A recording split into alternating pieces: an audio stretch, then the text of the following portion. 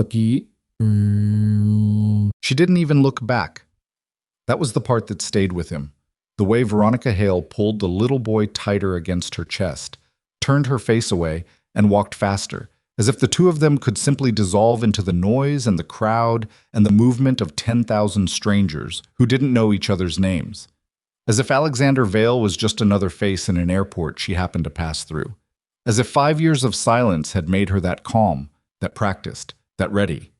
But the child looked back. The boy turned his head over Veronica's shoulder, and for one unguarded moment, his eyes found Alexander's, wide and blue and startlingly, impossibly familiar. And then she was gone, swallowed by the Terminal 3 crowd at Heathrow, leaving Alexander standing in the middle of the arrivals hall, with his carry-on handle still extended, his pulse at the back of his throat, and a single thought breaking apart everything he thought he understood about the last 5 years of his life. That boy had his eyes. Before we go any further, if this story already has your heart beating faster, you're in the right place. Drop a like, leave a comment, and tell me what city or country you're watching from. I genuinely want to know how far this story travels. Subscribe to the channel if you haven't yet, because what comes next in this story is the kind of thing you don't want to miss halfway through. Now, let's go back to the beginning. Alexander Vale had not been nervous about anything in 6 years. He'd closed a $200 million acquisition in 48 hours while running a fever. He'd sat across a boardroom table from men twice his age who wanted to dismantle everything he'd built, and he'd smiled at them. He'd fired people he liked, kept people he didn't trust because they were useful, and watched money move in and out of accounts with the kind of detachment that his business partners called discipline and his ex-therapist called something else entirely. Nervous was not a word in his vocabulary anymore. Nervous was for people who hadn't learned that almost everything in life could be managed, controlled, anticipated, or, failing all of that, survived. He'd arrived at Heathrow on a Thursday morning in March, business class, seat 2A, the way he always traveled when the trip mattered. The Callaway Marsh deal had taken 4 months to negotiate, and it was finally close enough to touch. A commercial property portfolio that stretched across 6 European cities, the kind of acquisition that didn't happen twice in a decade. His team was already in London. His lawyers had been here since Tuesday. All Alexander had to do was land, clear customs, and be in a car. He was good at that. Landing, clearing, moving. That was the architecture of his life. He moved through Terminal 3 the way he moved through everything. Purposeful, economical, already 3 steps ahead of where his body was. His phone was in his hand. His assistant, Dana, had sent 17 messages since he'd landed. The car was waiting at the south exit. The first meeting was at 2. He had time to check into the hotel and change, which meant he had almost no time at all. I was reading the 3rd message from Dana when he looked up. A reflex, not a decision, the animal instinct to scan a crowd when you've been moving through one. And he saw her. Veronica. He almost didn't recognize her. 5 years had given her something he couldn't name immediately. Something quieter in the way she carried herself. Something that had nothing to do with how she looked, though she looked different too. Her hair was shorter, darker at the roots where the light hit it. She wore a coat he didn't recognize, a dark green wool thing, and she was moving in the opposite direction, away from the customs exit, toward the departures level, and she had a child on her hip. A boy. Maybe 4 years old, maybe a little older. Dark hair, cheeks still round with the last of his baby fat. He wore a small backpack shaped like a bear. Alexander's feet stopped moving. He didn't tell them to. They just stopped, the way a car engine cuts out when something essential fails. And he stood there in the middle of the arrivals hall while people streamed past him on both sides, and he watched Veronica walk away. She hadn't seen him yet. He could tell because her posture was relaxed, that particular looseness in her shoulders that he remembered from years ago, the way she moved when she thought no one was watching her, when she was just herself. And then she turned her head, the way people do when they feel something without knowing what it is, and her eyes landed on him. He saw the exact moment it happened, the way her body processed the information, the slight falter in her step, the tightening of her arm around the boy, the recalibration. She didn't gasp. She didn't freeze dramatically. She just went very, very still for approximately 2 seconds. And in those 2 seconds, her face did something complicated and unreadable that Alexander had never seen on her before. And then she turned away and walked faster. That was when the boy looked back.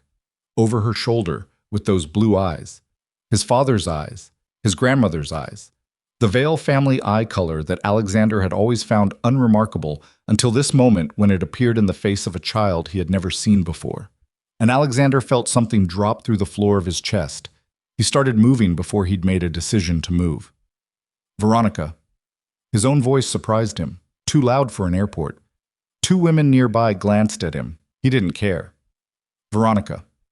She didn't stop. She walked faster, maneuvering through a cluster of travelers with rolling luggage, and Alexander had to excuse himself through the same cluster, his carry-on catching on someone's bag, the handle telescoping awkwardly, and he felt absurd and wrong-footed and not like himself at all. Veronica, stop, please. She stopped. Not because he asked. He understood that immediately when she turned around. It wasn't compliance, it wasn't warmth, it was something colder than both of those things. She stopped because running would have made her look like she was running, and Veronica Hale had too much pride for that. He'd always known that about her. She turned around slowly, shifting the boy on her hip, and looked at him. Alexander, she said. Flat, careful. Not a greeting so much as an acknowledgement. Yes, you are who I think you are. Yes, this is happening. Up close, he could see the tension in her jaw, the way her hand pressed against the boy's back, protective, deliberate. Hey, he said, which was possibly the most useless thing he had ever said to another human being. Hey, she said back, in a tone that did not invite further conversation. He looked at the boy. He couldn't not look at him.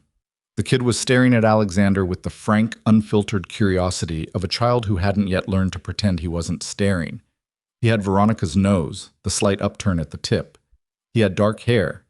And Alexander could not look away from this, could not file it away or manage it or get ahead of it. He had those eyes. That particular shade of pale winter blue, the kind that photographs almost silver in low light. Who's this? Alexander asked. He heard how the question sounded. He didn't know how else to ask it. Veronica's expression shifted, but not toward anything warm. His name is Leo, she said. And then, before Alexander could respond, we have a flight to catch. When? That's not your concern. Veronica, Alexander. Her voice was quiet and hard as packed earth. I don't know what you're doing in London, and honestly, I don't need to know. We were on our way somewhere. I'd like to get there. How old is he? Alexander asked. Silence. Not a long silence. Maybe 3 seconds. But it was the kind of silence that had weight to it, that pressed against him from all sides, and Veronica's eyes, which had been carefully, deliberately neutral, flickered with something she couldn't quite suppress. 4, she said. 4. Alexander did the math.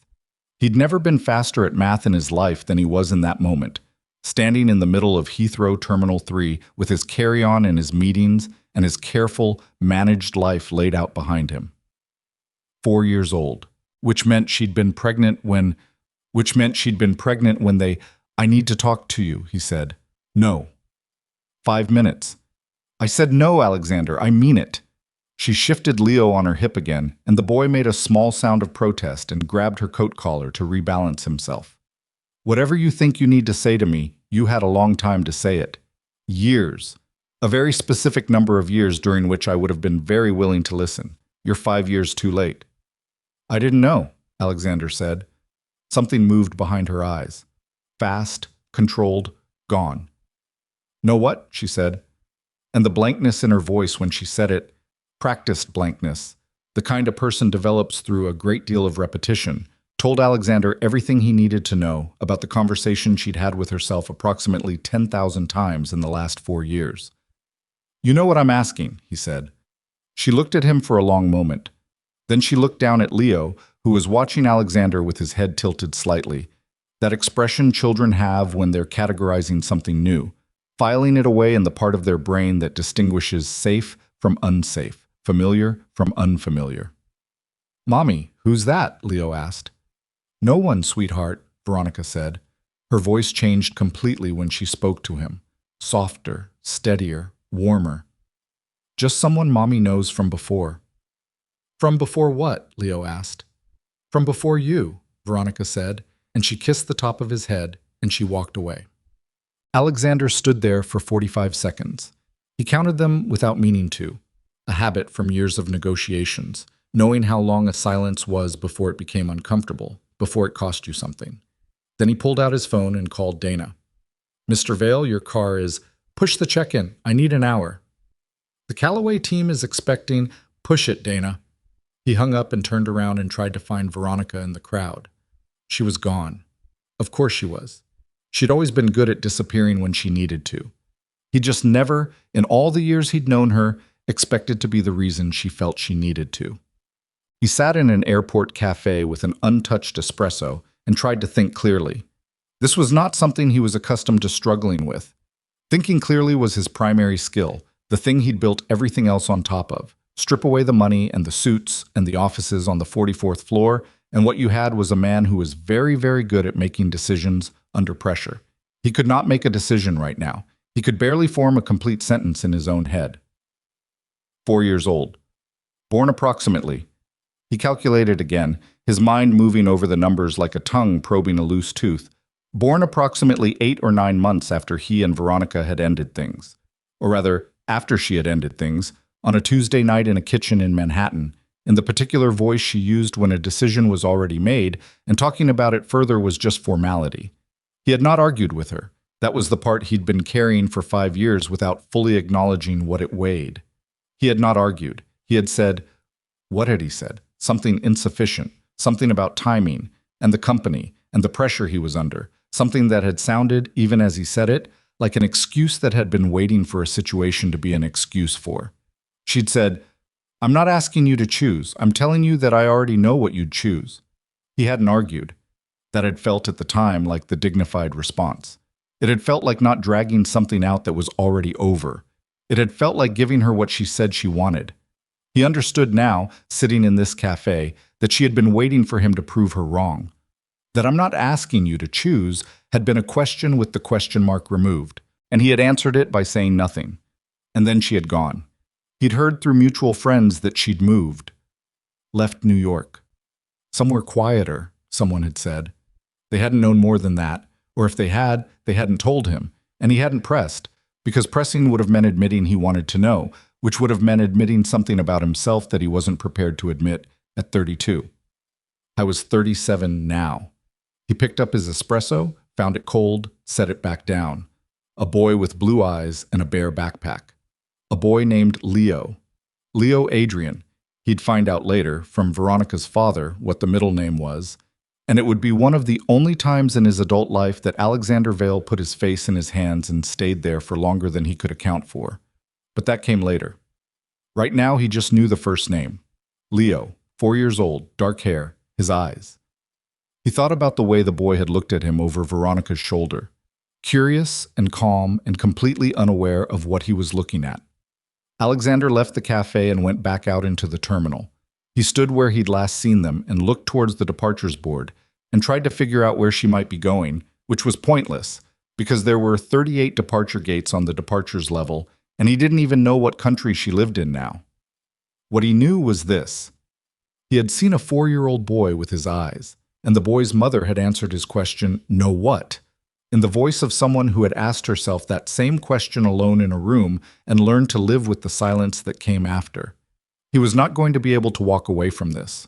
He had spent 5 years being very good at walking away from things that complicated his life, and he understood in his body, not just his head, in the particular way you understand things that change the shape of your future, that this was not one of those things. He picked up his phone and called Dana again. "Dana, I need you to find someone for me." "Is this related to the Callaway deal?" "No," he said. "It's personal." A pause. In 6 years of working together, Dana had never heard him use that word in that tone. "All right," she said carefully. "Who am I looking for?" "Veronica Hale. She might be going by something else, I'm not sure. She used to live in New York, probably moved around 5 years ago. I need a current address." "I'll see what I can—" "And Dana, this doesn't go to the legal team. Not yet. Not anyone. Just me." Another pause. "Understood," she said. He hung up and stood in the middle of the airport and breathed. He had meetings. He had a deal that had taken 4 months and would make him more money than most people saw in 3 lifetimes. He had a car waiting and a hotel room and a schedule that his entire London team was built around. He also had a question that was going to dismantle every single thing he'd believed about the last 5 years of his life, if the answer turned out to be what he already, in the part of himself that had never really learned to lie to itself, suspected it was. He walked toward the south exit. He got in the car. He told the driver to take him to the hotel. And for the entire 40-minute drive through London traffic, he said nothing and stared out the window and thought about a little boy who looked back. The hotel suite was everything Dana always booked. High floor, corner room, the kind of view that reminded you that cities were still beautiful if you were far enough above the noise. He'd stopped noticing hotel rooms sometime around age 34. They were functional spaces. You slept in them, and then you left. He dropped his bag. He didn't change. He sat on the edge of the bed and called his lawyer, a woman named Patricia Okafor, who had worked with him for 8 years and who had, on 3 separate occasions, told him she was too old and too good at her job to be surprised by anything he asked her. Patricia. Alexander, how was the flight? Fine. I need to ask you something off the record. She was quiet for a moment. Patricia's silences were different from Veronica's, considered, lawyerly, waiting for information before she committed to a tone. I'm listening, she said. If a man discovers, or suspects, that he may have a child he didn't know about, what are his options? A longer silence. How old is the child? 4. And is paternity established? No. Has there been any prior legal arrangement between the parties? No. Nothing formal, nothing informal, nothing. Alexander, Patricia said, and the way she said his name was different than usual, careful, containing something she wasn't releasing yet. Are we talking hypothetically? No, he said. We're not. He heard her exhale, not dramatic, just adjusting. All right, there are legal avenues. Paternity testing can be compelled if there's sufficient reason to believe, but Alexander, that path is adversarial. It almost always damages whatever relationship exists between the parents. And if the child is 4 years old with an established home and routine, courts will... She paused. Who is the mother? Someone I knew well, someone I didn't handle well. Are you on good terms? He thought about Veronica's face in the airport. About from before you, delivered to a 4-year-old in a voice that didn't waver. Not particularly, he said. Then I'd recommend not starting with lawyers. If she's been raising this child alone for 4 years, and you approach her with legal action, you will not get what you're looking for. You'll get a court battle that goes on for 1.5 years and costs everyone something they can't get back. I know, Alexander said. I don't want to do it that way. Then what do you want to do? He was quiet for a moment. Outside the window, London moved in the early afternoon light, all pale sky and old stone and traffic that didn't care about any of this. I want to know if he's mine, he said. And if he is, I want to know him. That's it. That's the whole thing. Patricia was quiet for long enough that he wondered if she was writing something down. I have to tell you, she said finally, this is the first time in 8 years that you've told me that something is it, the whole thing. He didn't respond to that. Find a way to talk to her, Patricia said. Not through me. Not through anyone. You, directly, before anything else. I'm working on it, he said. He hung up. He sat with his phone in his hand. He thought about the first time he'd met Veronica Hale at a gallery opening in Chelsea that he'd only gone to because a client had invited him and he'd run out of decent excuses. She'd been standing in front of a painting that he'd thought was ugly, and she'd been arguing with the person beside her about whether the ugliness was the point or an accident, and she'd turned to Alexander, a stranger, and said, You look like a man with an opinion. What do you think? He'd said he thought the painting was trying too hard. She'd laughed. Not politely. Actually laughed. And said, Yes, exactly. That's the whole problem with it. They talked for 2 hours. He'd been late to the dinner he was supposed to attend after. He hadn't cared. He sat on the edge of the hotel bed in London and thought about the way her laugh sounded. And then he thought about the way her voice sounded in the airport, controlled and hard-edged, and carrying 5 years of something he'd given her no choice but to carry alone.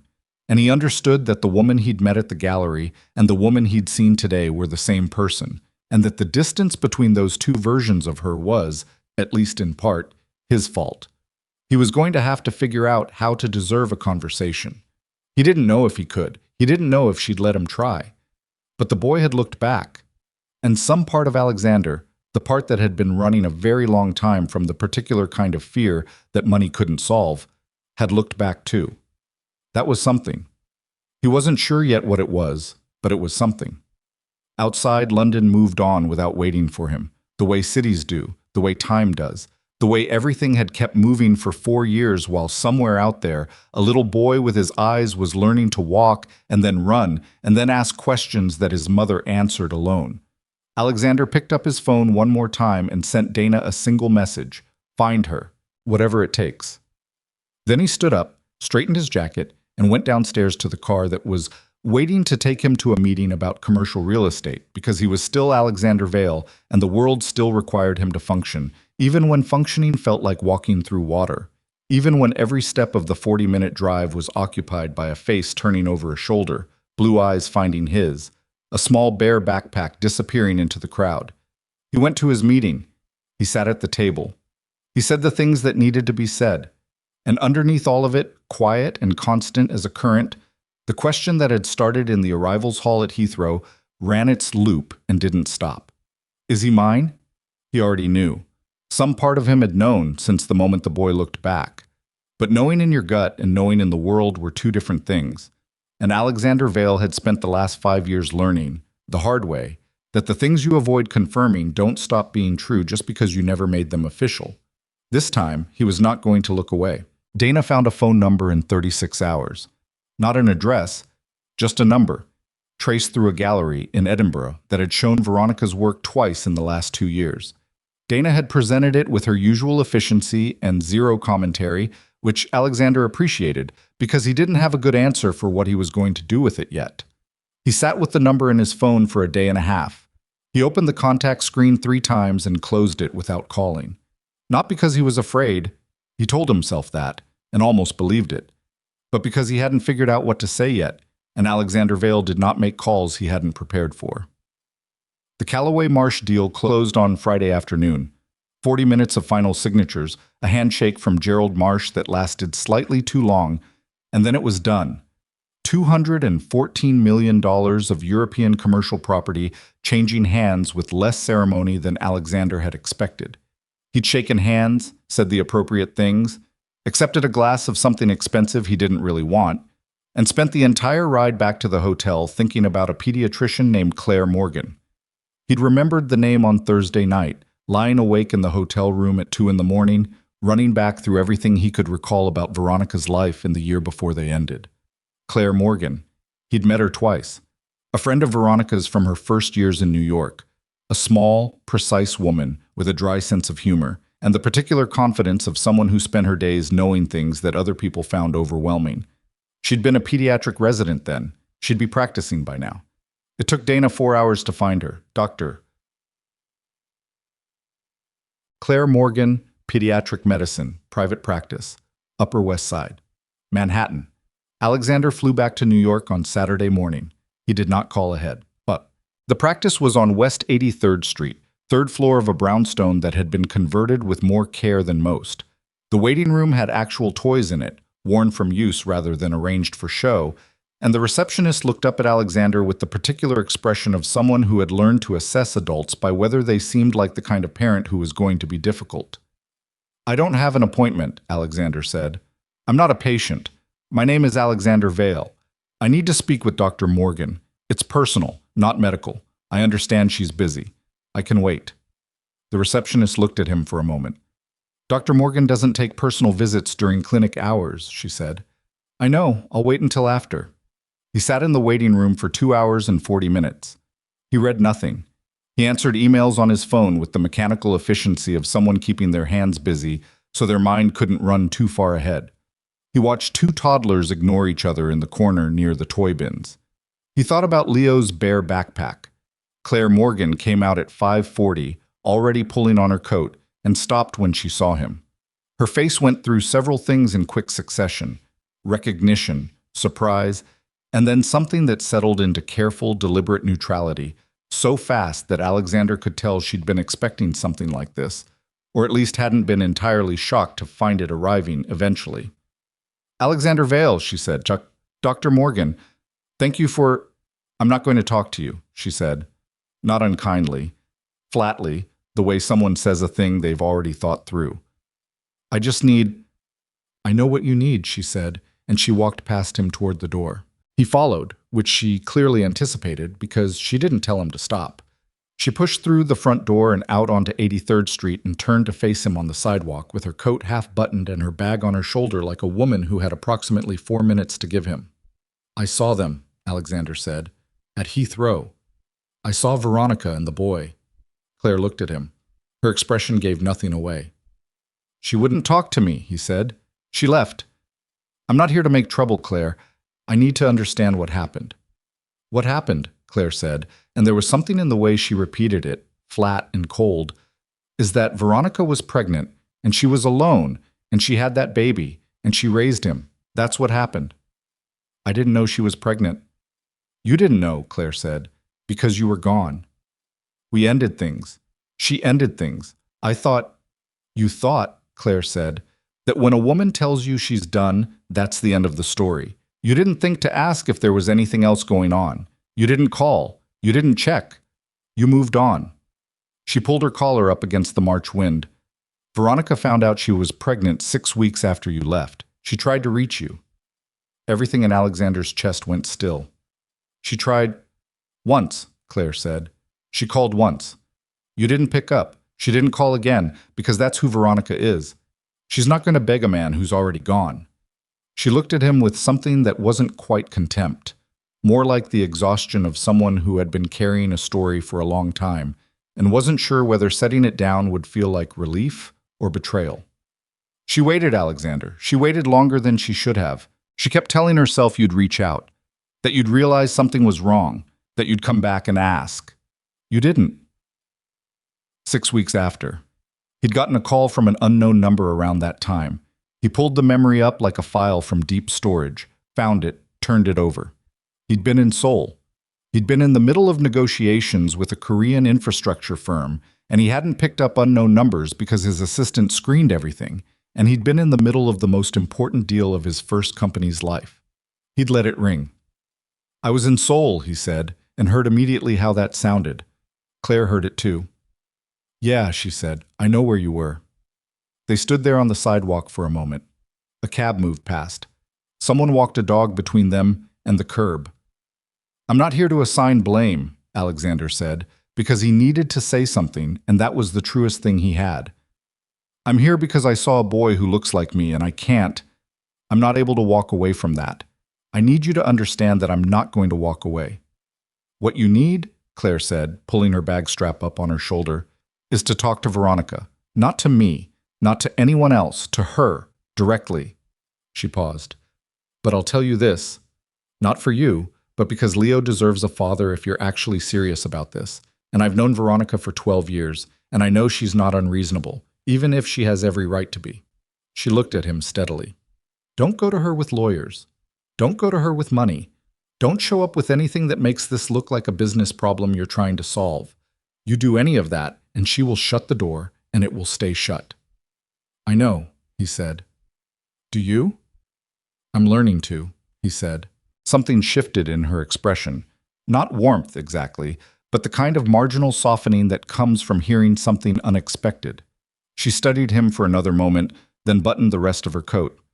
She's in Edinburgh, she said, not meeting his eyes when she said it, offering it to the middle distance between them.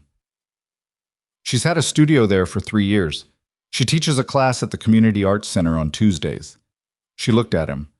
I'm telling you this because I know you'd find out anyway, and because I'd rather you have enough information to not make an idiot of yourself when you show up. That's all I'm giving you. That's enough, Alexander said. Thank you.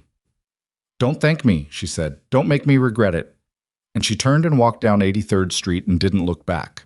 Alexander stood on the sidewalk and let the cold settle around him, and thought about a call he hadn't picked up, in Seoul, 4.5 years ago. I went to see Richard Hale the next morning. This had not been part of the plan. He hadn't made a plan yet, not formally. But he remembered Veronica's father from 3 years of Sunday dinners and one Thanksgiving that had been more comfortable than any holiday Alexander had experienced with his own family. Richard Hale was a retired architect who lived in a townhouse in Princeton. drove a 10-year-old Subaru with a parking sticker from a state park in Vermont, and had, from the very beginning, treated Alexander with the kind of measured, non-performative respect that Alexander had found both rare and slightly disarming. He hadn't spoken to Richard since Veronica left. The drive took an hour and 20 minutes. He didn't call ahead. He almost had, twice, and then decided that calling ahead gave the man the option to tell him not to come, and Alexander needed to see his face. Richard answered the door in work clothes, paint-stained pants, an old flannel that had probably been dark blue once. He was 71 now, his hair white and close-cropped, his face more lined than Alexander remembered. He looked at Alexander for a moment without speaking, and Alexander couldn't tell, in those few seconds, which way this was going to go. Then Richard stepped back and held the door open. "I wondered when you'd come," he said. Alexander stepped inside. The townhouse was the same bookshelves covering most of two walls, same drafting table in the corner that Richard still used even though he'd been retired for 6 years, same smell of coffee and turpentine and old paper. A child's drawing was stuck to the refrigerator with a magnet. Alexander looked at it and looked away. "Sit down," Richard said, moving toward the kitchen. "Coffee?" "Sure." He didn't want coffee. He sat at the kitchen table and looked at the drawing on the refrigerator again, against his will. It was a house with 4 windows and a tree beside it and 2 figures in front, one tall, one small, and in the bottom right corner, in the large, uneven printing of a young child, someone had written Elio in green crayon.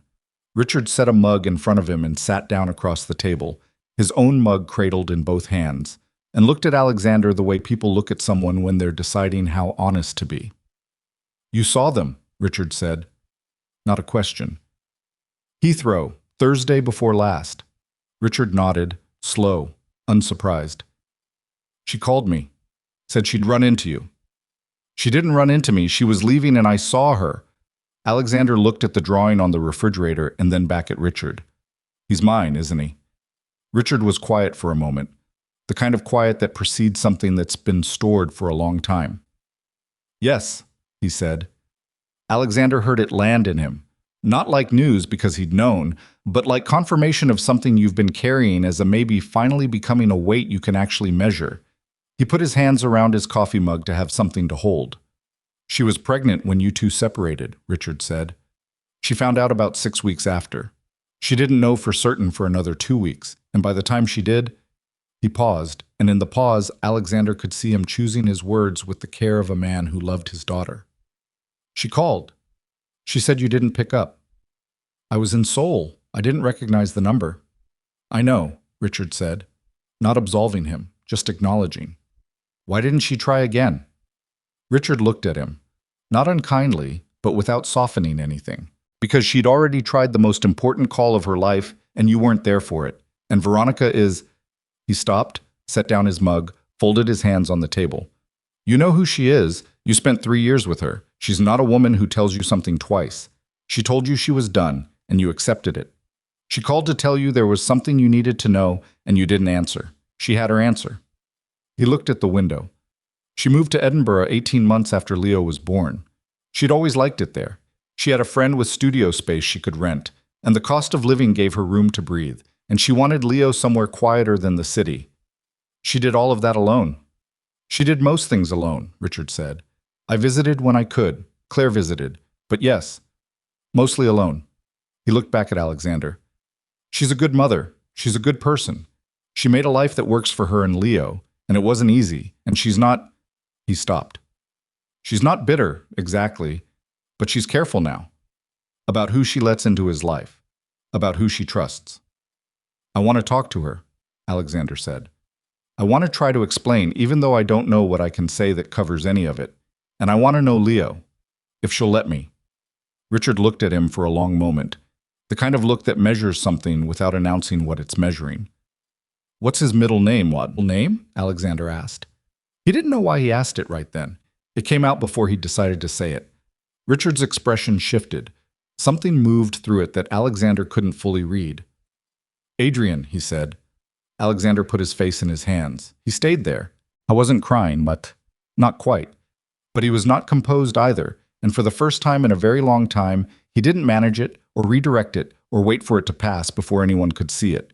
He just sat there at Richard Hale's kitchen table with his face in his hands while the refrigerator hummed and the name settled into him like something falling a long distance. Leo Adrian. The name he'd told her once, years ago, half joking, half not. They'd been talking about the future the way young people talk about it, loosely, theoretically, without real stakes. He'd said that if he ever had a son, he'd want to name him Leo. She'd said she liked Adrian. He'd said Leo Adrian then, and she'd laughed and said that sounded like a senator, and then they'd talked about something else, and he'd forgotten it, and she had not. She had given their son the name they'd invented together in a kitchen on a Sunday morning, and then she'd raised him alone, and she had not called again. He lifted his head. Richard was watching him with an expression that was tired and sad, and not without sympathy. "How do I get her to talk to me?" Alexander asked. "I don't know that you can make her do anything," Richard said. "She's 41 years old, and she's been making her own decisions for a long time. But—" He paused, and in that pause Alexander could see him deciding something. "I can tell you that she's not someone who acts out of cruelty. She's acted out of self-protection, and out of protecting Leo, and that's different. If she believed you were serious, really serious, not just guilty, I think she'd at least listen." "How do I make her believe that?" "You show up," Richard said simply, "and you're honest, and you don't make promises you're not sure you can keep." He looked at Alexander steadily. "Because she's been promised things before, and so is he, and if you start something with that boy and you can't finish it—" He didn't complete the sentence. He didn't need to. "I know," Alexander said. "Do you?" "Because knowing it and feeling the weight of it are two different things." "I'm learning to feel the weight of it," Alexander said. "That's why I'm here." Richard picked up his mug again. He looked at it for a moment, then at Alexander. "I'll call her," he said. "I'm not going to tell her what to do, but I'll tell her you came. I'll tell her what you said." He paused. "After that, it's up to her." "That's fair," Alexander said. They sat there for a while longer. Richard talked about Leo, not deeply, not in a way that felt like information being transferred from one party to another, but in the way grandparents talk about grandchildren, with a particular involuntary warmth that doesn't require audience participation.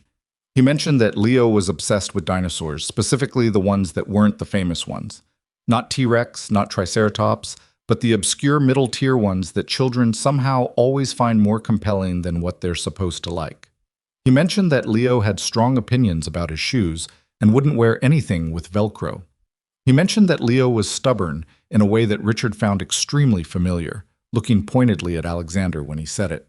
Alexander drove back to the city in the late afternoon light, through the flat New Jersey landscape with the sun low and orange behind him, and thought about a 4-year-old with strong opinions about shoes and a name that had been dreamed up in a kitchen years before he existed. Veronica called him 11 days later. He was at his desk when the call came. Unknown number, which he now answered every time without exception, a habit he'd developed in the last 2 weeks that he did not examine too closely. He picked up before the second ring. "It's Veronica," she said. "I know," he said. And then, because it seemed like the only honest thing to say, "Thank you for calling." A pause. He could hear ambient noise on her end, something low and distant, wind or traffic. He thought about Edinburgh, a city he'd been to once for 4 days, and remembered as cold and beautiful and more serious than London. "My father called me," she said. "I figured." "He said you seemed—" She stopped. "Seemed to choose a different direction." "He said you came to see him." "Yes." "Why didn't you just call me directly?" "I didn't have your number," he said, "and I wouldn't have wanted you to feel ambushed.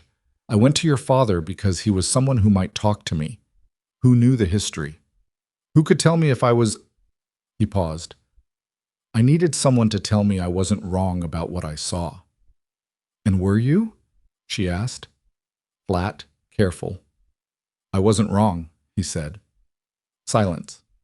Not hostile, just heavy, the way a room feels before weather. "Claire told me you came to see her too." "She didn't tell me much," Alexander said. "Mostly she told me what I'd already done wrong." "She's good at that," Veronica said, and there was something in her voice that wasn't quite a laugh but was adjacent to one, the kind of involuntary sound that slips out when something's true and you're too tired to suppress it.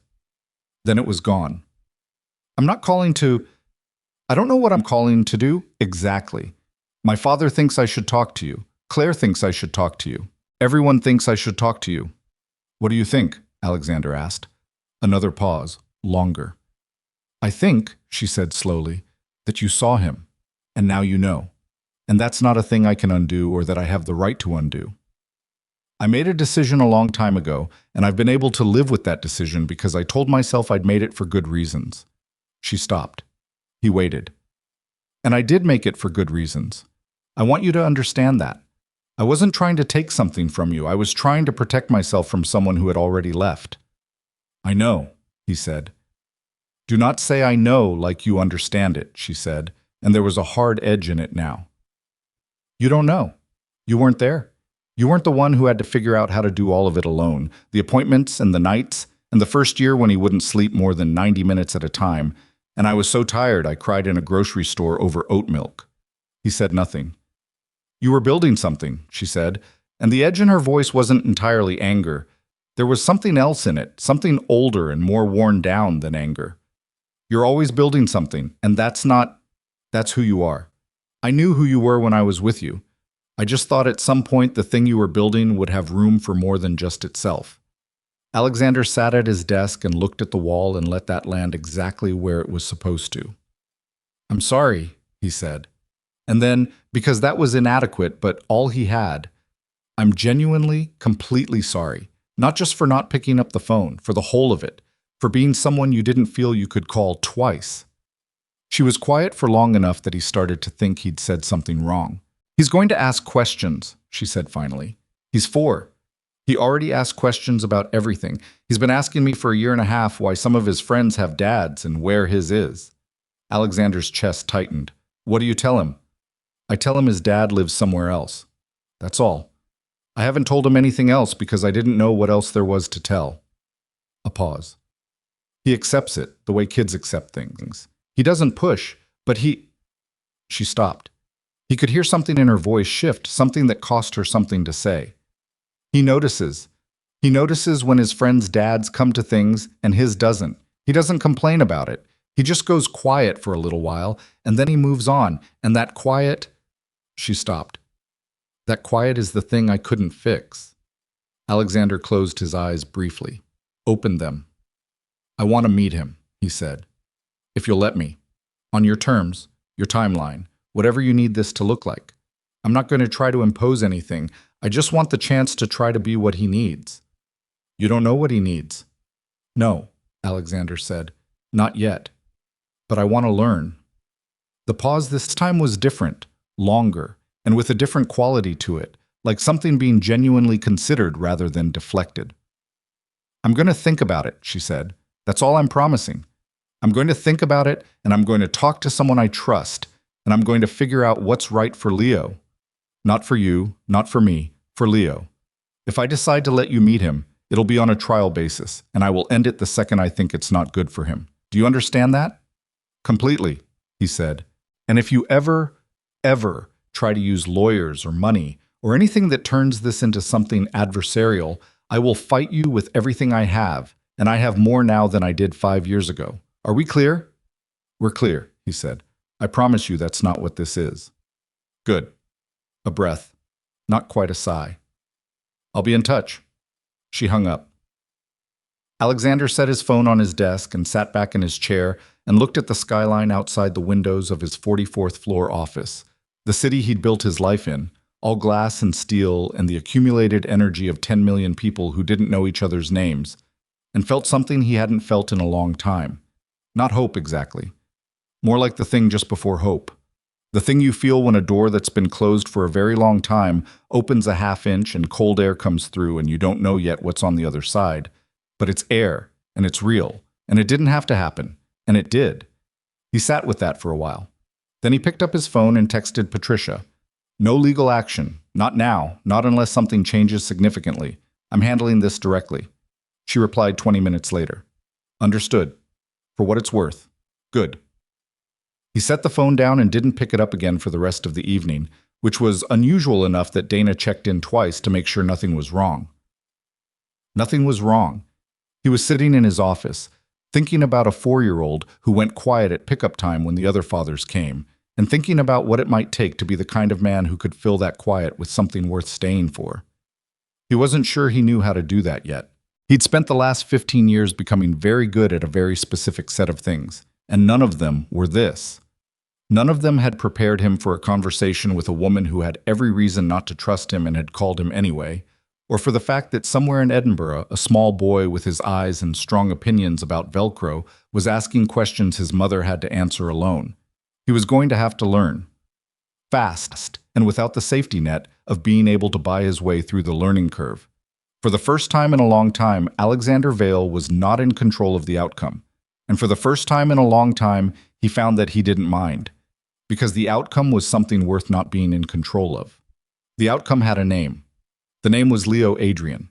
And Alexander had spent enough time being afraid of exactly this kind of love to recognize it now, arriving late and imperfect and entirely without warning as the thing he couldn't afford to lose. She made him wait 3 weeks. He'd half expected that. What he hadn't expected was how long 3 weeks could feel when you were on the other side of a decision that wasn't yours to make. He went back to his life. The meetings, the calls, the reports that Dana flagged as urgent, and the ones she quietly handled without telling him. And he functioned inside all of it with his usual competence. And underneath all of it, constant and low like a frequency he couldn't tune out, was the waiting. He didn't call Veronica.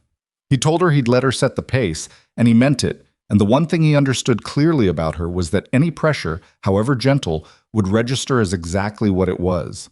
She was not someone who responded to being managed.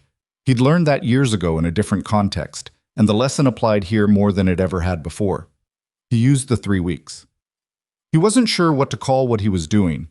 Research felt clinical, preparation felt presumptuous. But he found himself reading things he'd never had reason to read before. Books about child development that he ordered and then felt slightly embarrassed receiving. An article Claire had apparently written for a pediatric journal on the psychological impact of absent fathers on early childhood attachment, which Dana had found without being asked and forwarded without comment, which was either very perceptive or a pointed editorial choice, and possibly both. He read it twice. He thought about what Richard had said. You show up, and you're honest, and you don't make promises you're not sure you can keep. 3 things, simple enough to fit on a napkin, hard enough that most people spent their lives failing at one or more of them. The call came on a Wednesday evening in early April. I was in the back of a car, heading back from a dinner he'd left early because he couldn't maintain the right kind of attention. I've thought about it, Veronica said when he answered. I know you have, he said. I want to set some things out before I agree to anything. Of course. I'm not doing this for you, she said. I want to be clear about that. I'm doing this for Leo because I've watched him go quiet at school pickup for 2 years, and I'm not willing to keep watching that if there's something I can do about it. That's the only reason. I understand, he said. Don't make it into something else in your head. Don't make it a reconciliation or a beginning of anything between us, because it isn't. We share a child. That's the relationship. I need you to be clear on that. I'm clear, he said. And he was. Or at least he was willing to be, for now, because she was right. And he knew she was right, and arguing would only prove that he wasn't actually listening. I'm going to tell Leo that you're someone I know who wants to get to know him, she said. Not who you are to him. Not yet. That conversation happens when I think he's ready for it, and when I think you've earned the right to be part of it. Is that acceptable? Yes, he said. If he's uncomfortable at any point, we stop. Immediately, without discussion. His comfort is the only thing I'm measuring here. Agreed. And I will be there. Every visit, every meeting, I'm present. You don't see him without me in the room, not at this stage. That's fair, he said. A pause. Not the long loaded kind, shorter, like she was checking something off a list in her mind and was almost at the end of it.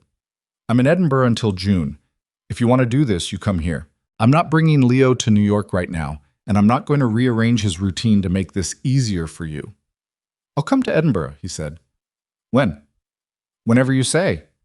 Another pause. He could hear her breathing, and behind that something low.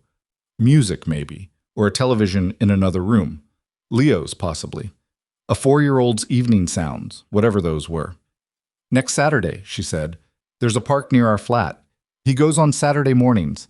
You can meet us there at 10. Casual, outside, public. If it goes badly, we can each leave and it's not a disaster for him. I'll be there, he said.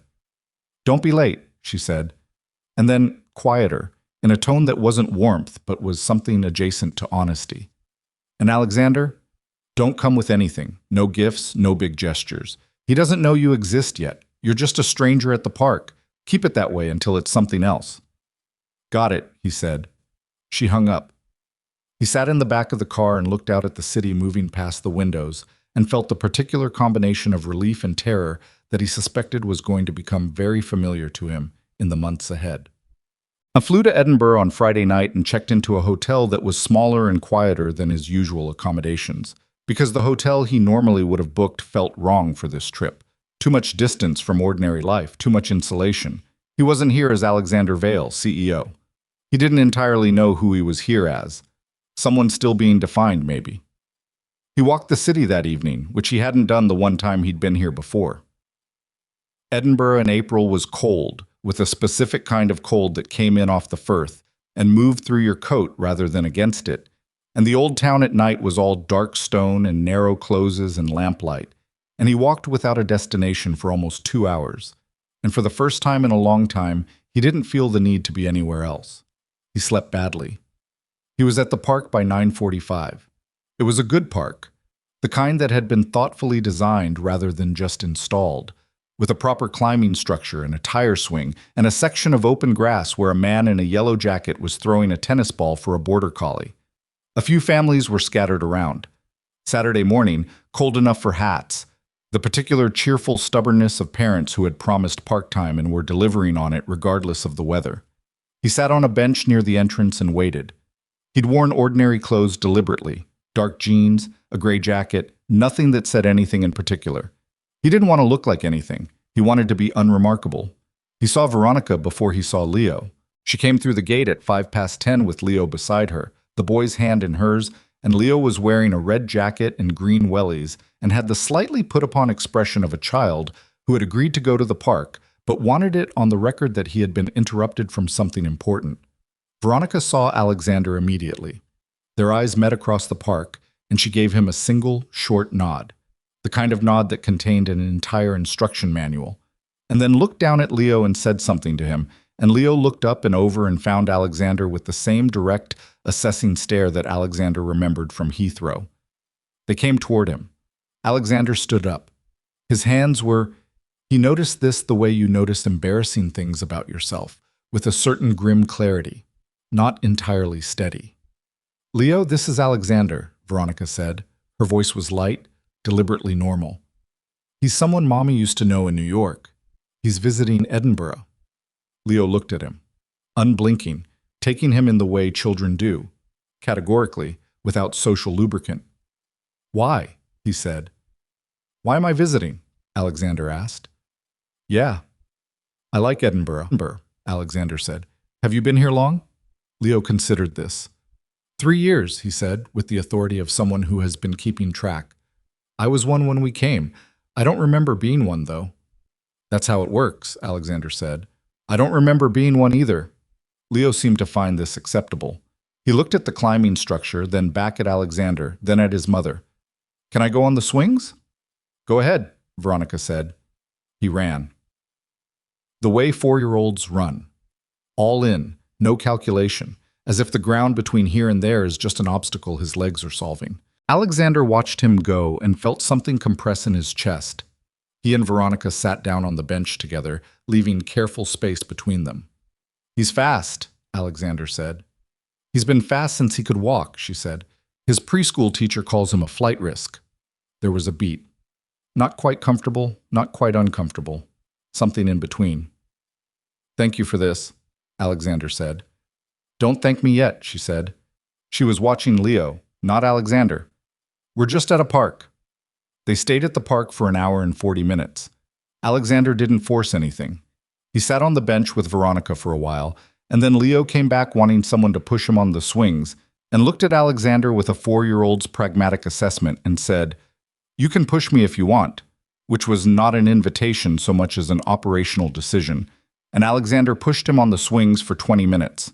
Leo talked while he was being pushed, about the park, about the dog with the tennis ball, About a dinosaur documentary he'd watched the night before that had apparently featured a dinosaur called a Pachycephalosaurus, which Leo pronounced with the confident inaccuracy of someone who has learned a word from a book and is hearing it out loud for the first time. "Do you know that one?" Leo asked. "I don't think I do," Alexander said. "Tell me." Leo told him, in significant detail. Alexander listened to all of it and pushed the swing and didn't look over at Veronica on the bench, though he could feel her watching, and thought, "This is what I missed. This is what 4 years of it felt like. Just this." And she did it every day. When they left the park, Leo waved at Alexander the way children wave. One hand, too many times, making sure it registers. Alexander waved back. Veronica glanced at him over Leo's head. Her expression was unreadable, but she'd let it happen, and that was something. "Same time next week?" he asked. She looked at him for a moment. "I'll think about it," she said. And then, "He liked you, for whatever that's worth." It was worth more than she probably intended to give him. He came back the next Saturday. And the one after that.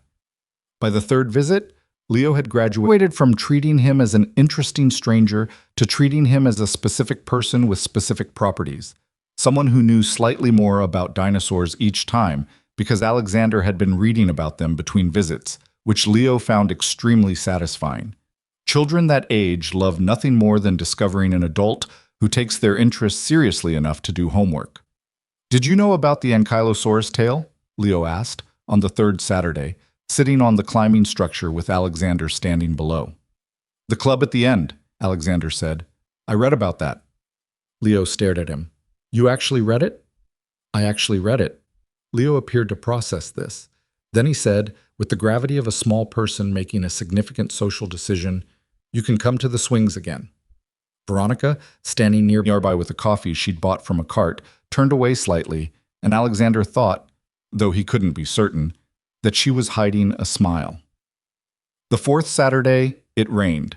Not the polite Edinburgh drizzle that locals called rain while tourists called it damp, but actual proper rain, falling in diagonal sheets by 9:30 in the morning.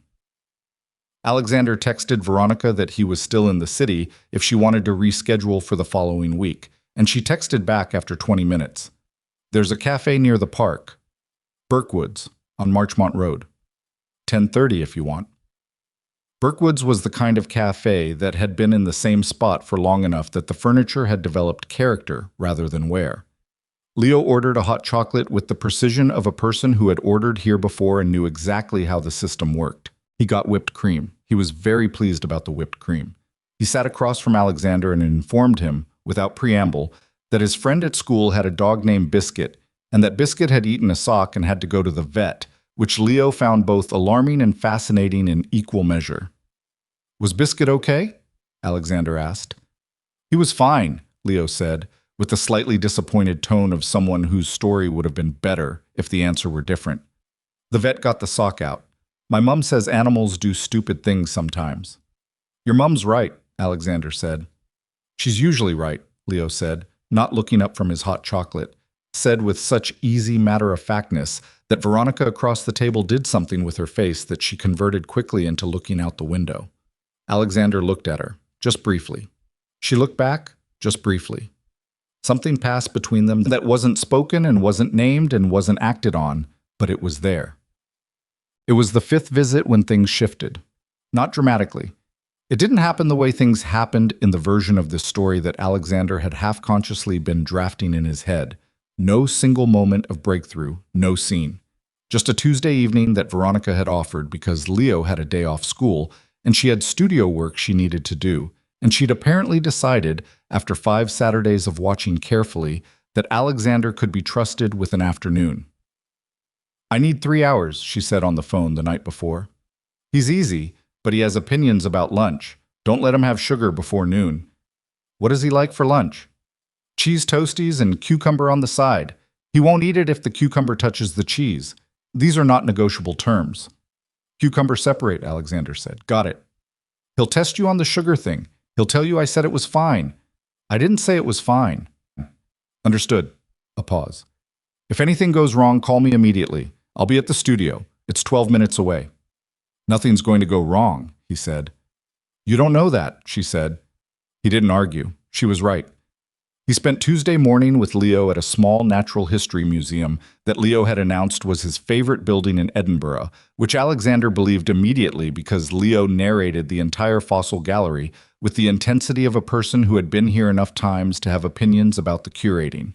He told Alexander which specimens were boring and why. He had clear standards. Lunch was cheese toasties at a place Leo chose without hesitation, and Alexander kept the cucumbers separate, and Leo did indeed attempt to renegotiate the sugar policy by claiming his mother had specifically mentioned that a cookie after lunch was acceptable, delivered with a straight face that Alexander had to admire even while he declined it. "She told me to tell you she didn't say it was fine," Alexander said. Leo looked at him. Something recalculated behind his eyes. "She told you I'd try that," he said. "She did." Leo accepted this philosophical setback with equanimity. He ate his cucumber. They walked back to the flat along Marchmont Road with Leo's hand in Alexander's.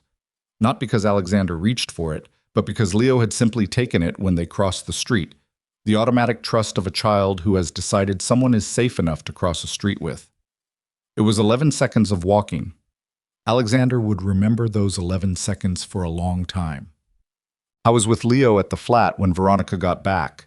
She came in at 4:30 carrying a bag with paint on the strap, and found them on the living room floor with approximately 40 small plastic dinosaurs arranged in a formation that Leo was describing as a battle, though the rules of the battle were entirely unclear and appeared to be invented in real time. She stood in the doorway for a moment. Alexander looked up. Leo did not look up, because the battle was at a critical stage. "How was the studio?" Alexander asked. "Good," she said.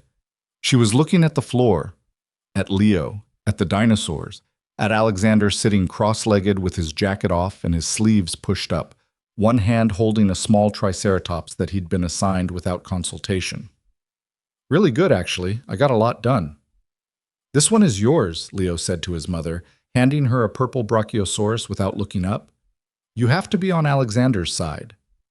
Veronica looked at the brachiosaurus, then at Alexander. Then she sat down on the floor, which Alexander had not expected, and accepted the brachiosaurus and asked Leo what the rules were. They were on the floor for another hour. At some point, Leo climbed into Veronica's lap, and she held him with the automatic ease of someone for whom this was simply the shape of an evening, and Leo kept playing, and Alexander watched the two of them together and felt the weight of what he'd missed so completely and so specifically that it was almost physical. Later, when Leo was in the bath and Alexander was standing in the kitchen, not entirely sure whether to leave or whether leaving would seem abrupt, Veronica came in and leaned against the counter and looked at him. "He asked me tonight," she said. "When I was getting him ready for the bath, he asked me if you were going to come back." Alexander looked at her. "What did you say?" "I said I thought so." She folded her arms, not defensively, just holding herself. He said, "Good. And then he told me about a dinosaur battle you had and the fact that you knew about the Pachycephalosaurus, which apparently is a very significant qualification." Alexander almost smiled. "I did some reading." "I know," she said. "He told me that too. He said—" She stopped, and for a moment her face did something unguarded that she caught and controlled, but not fast enough for him not to see it. "He said, 'Mommy, Alexander does homework about the things I like.'" The kitchen was quiet. The sound of Leo in the bath came through the walls. Small, splashing sounds, some kind of song he was singing to himself, tuneless and cheerful. "Veronica," Alexander said. "Don't," she said. Not harshly, just stopping something before it became something she wasn't ready for. "I just want to say I'm sorry," he said. "Not as an explanation or an excuse, just, I'm sorry you did this alone. I'm sorry he grew up without me there.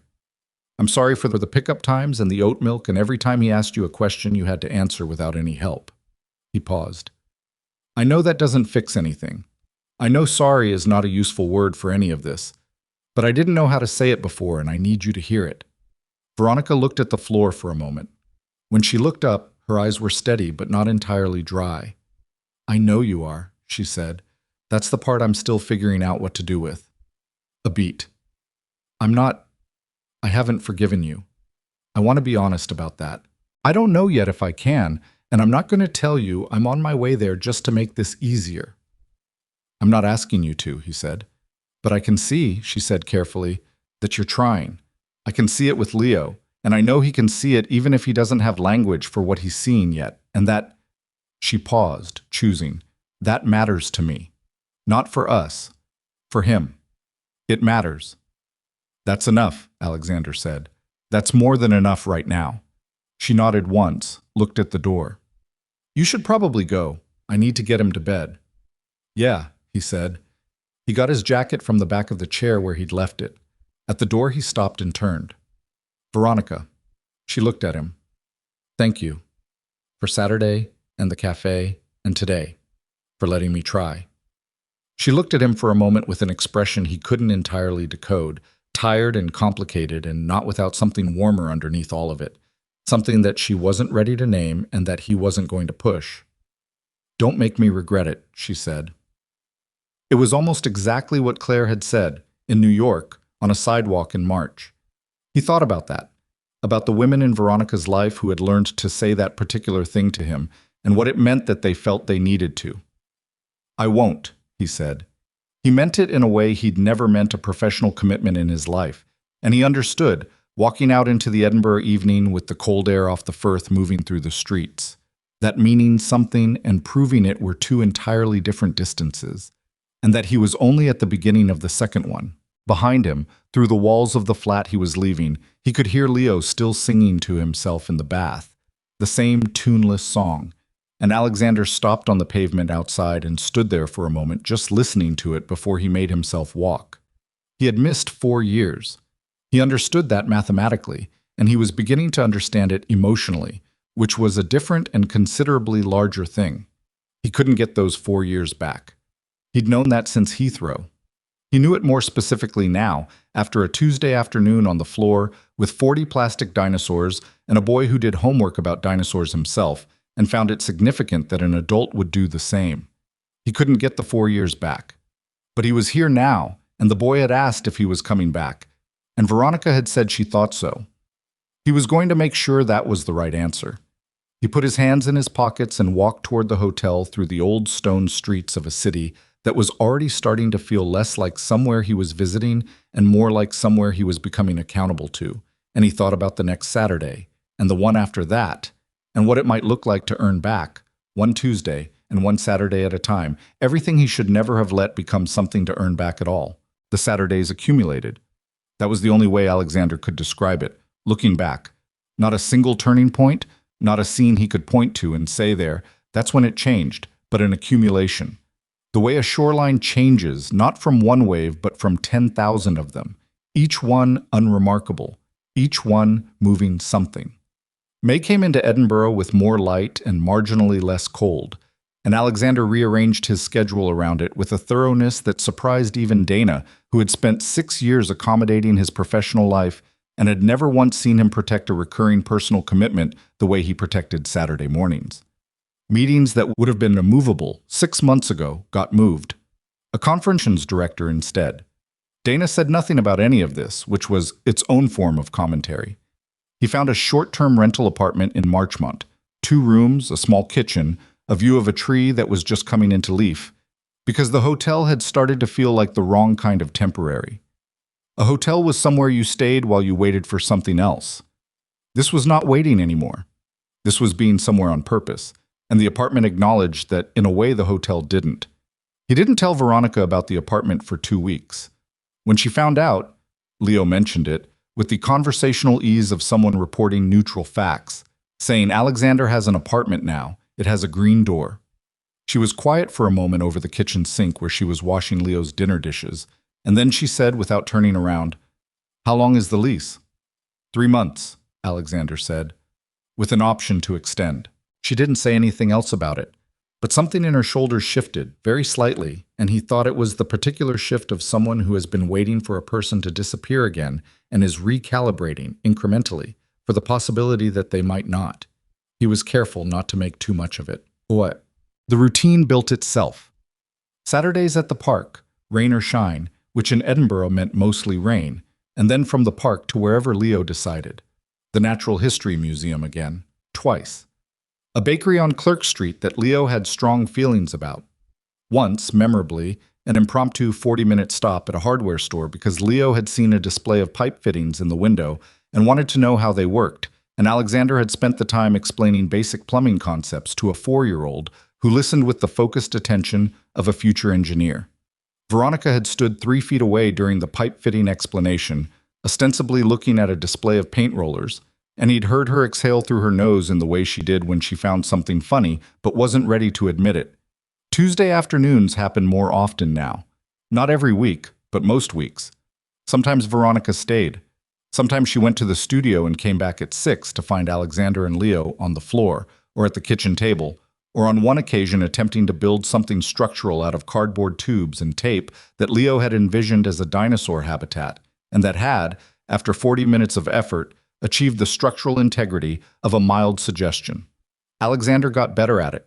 He got better at reading when Leo was tired versus when Leo was overstimulated, versus when Leo was in the particular mood where he needed to run somewhere, immediately, with no destination. He got better at the calibration of a 4-year-old's attention span, the way it could be fully committed for an hour and then gone in 30 seconds. He got better at being wrong about things in front of Leo without it costing him something, which was harder than it sounded for a man who had spent 15 years in rooms where being wrong was something to manage and minimize. He got things wrong. Leo corrected him on dinosaur facts with genuine pedagogical concern. He got Leo's lunch order wrong once, wrong bread, wrong proportion of cucumber, and Leo explained the error without drama or cruelty, and Alexander fixed it, and Leo moved on, and nothing bad happened. These were small things. He understood they were small things. He also understood that for a man who had spent a decade and a half avoiding small things that he couldn't get right on the first try, getting them wrong and continuing was its own kind of education. One Saturday in late May, Veronica left the park early.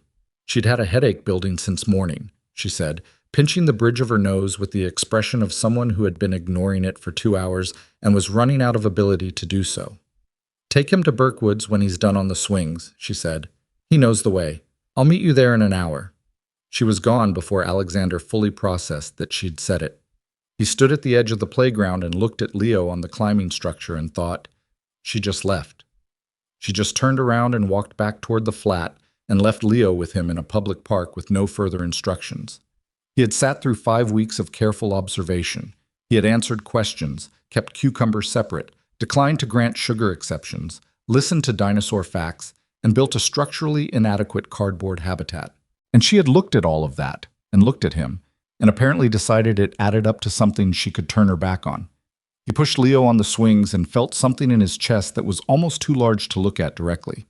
At Burkwood's, Leo ordered hot chocolate before they'd fully sat down, with the authority of a regular, and then told Alexander at length about a recurring dream he'd been having about being a dinosaur, specifically a stegosaurus, because, and Leo was very clear on this, the stegosaurus had plates on its back that no one fully understood the purpose of, and Leo found this appealing, the mystery of it.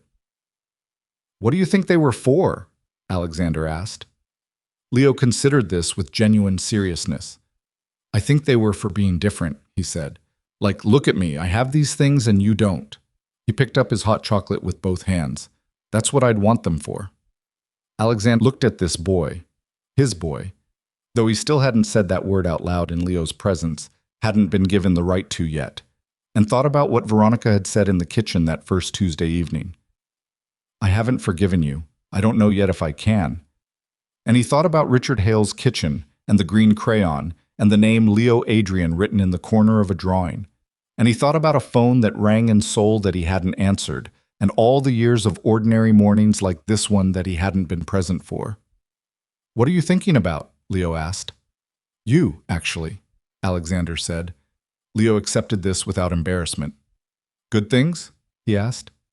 "Very good things," Alexander said. Leo nodded, satisfied, and returned to his hot chocolate. The fever came on a Tuesday night in early June. Veronica called him at 8:15, which was the first time she'd called him at night for a reason other than logistics, and he heard it in her voice immediately, that particular thinness in the voice of a parent who is holding themselves together through the effort of will rather than confidence. "He spiked a fever," she said. "It's 103. It came up really fast. He was fine at dinner." She paused. "I've given him medicine. I'm watching it.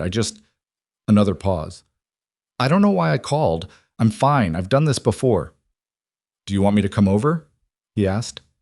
Silence. Long enough that he thought she was going to say no. Yes, she said. And then, immediately, you don't have to. I know I don't have to, he said. I'll be there in 15 minutes. He was there in 12. She let him in without the usual careful moment of assessment at the door, which told him she was more worried than she'd said. Leo was on the sofa in the living room under a blanket, eyes half open, the flattened, distant expression of a sick child. He looked smaller than usual. Children always looked smaller when they were sick. Alexander had noticed this once before, when Leo had had a cold and thought it was just observation, but now it hit him somewhere more specific and more painful. Hey, Alexander said quietly, crouching in front of the sofa. Hey, Leo said. His voice was rough. He blinked at Alexander slowly. I'm sick. I can see that, Alexander said. How do you feel? Terrible, Leo said, with the specific indignation of someone who finds this state personally offensive. Yeah, fevers are pretty terrible. My head hurts. A pause. And my throat. Is your throat sore? Leo nodded, then winced slightly because nodding had apparently made the head situation worse. Veronica came in from the kitchen with a cup of something. Warm water with honey, Alexander thought. She sat on the edge of the sofa and helped Leo sit up enough to sip it, and Leo leaned against her with the total physical trust of a sick child who has identified the person who can fix things. And she held him with one arm and watched Alexander over the top of his head. I checked the fever 20 minutes ago, she said. It went down a little. 101.8. That's the medicine working, Alexander said. Claire would say the same thing. I know, I texted her. She shifted Leo gently. He's done this before. He gets fevers that come in fast and then burn out. It usually peaks and breaks by morning. Usually, Alexander said. Usually, she confirmed. They sat with that. The apartment was quiet except for Leo's slightly labored breathing and the sound of a tram somewhere outside. You should sleep, Alexander said. You look exhausted. I'm fine. Veronica. He said it quietly, not pressing, just factual. You're running on no sleep and you've been watching him for 3 hours. I'm here. Go lie down for a few hours. I'll monitor him and I'll wake you if anything changes. She looked at him. The particular look she'd been developing over the last 2 months. Not the closed, careful look of the beginning, but this newer one that he couldn't fully interpret yet, that contained both assessment and something else she kept filed under things she wasn't ready to say. You'll wake me if it goes back up, she said, the second it goes up. And if he's upset, I'll get you immediately. She held Leo a little tighter for a moment. Then she kissed the top of his head and eased him back against the cushions. I'm going to be right in the next room, baby, she told him. Alexander's going to sit with you, okay? Leo looked at Alexander. Okay, he said. He seemed genuinely unbothered by this, which was its own small validation. Veronica stood. She looked at Alexander for one more moment, not with thanks, not with anything she was going to name, and then went to her room. Alexander sat in the armchair across from the sofa and kept watch. Leo drifted in and out. Around 9:30, he asked Alexander to tell him something, which Alexander took to mean talk, and so he talked about New York, about things he'd seen, about a time he'd been on a boat and seen dolphins, edited for content and length and the attention span of a feverish 4-year-old. Leo listened with his eyes mostly closed, and at some point stopped responding, and Alexander thought he'd fallen asleep, and then Leo said, without opening his eyes, I'm glad you came. Alexander looked at his son's face, the flushed cheeks, the dark lashes, the slight rise and fall of his chest under the blanket, and said, I'm glad I came too. He checked the fever at 10. It had dropped to 101. He sat in the chair and didn't sleep. Around midnight, he heard Veronica's door open, and she came out in socks and an oversized shirt, her hair down, the version of herself that wasn't performing any particular composure for anyone. You should have woken me, she said quietly, looking at Leo asleep on the sofa. His temperature's been dropping, Alexander said. He's been out since about 10. She stood at the edge of the sofa and looked at Leo for a long moment. Then she sat down on the floor, her back against the sofa, not because there wasn't furniture available, but because she wanted to be close to him. Alexander looked at this and said nothing. I hate when he's sick, she said. quietly, to the room rather than to Alexander specifically. I've gotten better at not panicking, but I still hate it. I hate not being able to fix it faster. Every parent does, Alexander said. She looked at him over her shoulder. You're allowed to say that now, she said. It sounds different than it would have 6 months ago. He wasn't sure what to do with that, so he didn't do anything with it. Go back to sleep, he said. I'll stay until morning. You don't? Veronica, he said. Let me. She was quiet for a moment. Then she looked back at Leo, and her hand came up to touch his ankle through the blanket. Not adjusting it, just contact, just being there. Okay, she said. She didn't go back to the bedroom.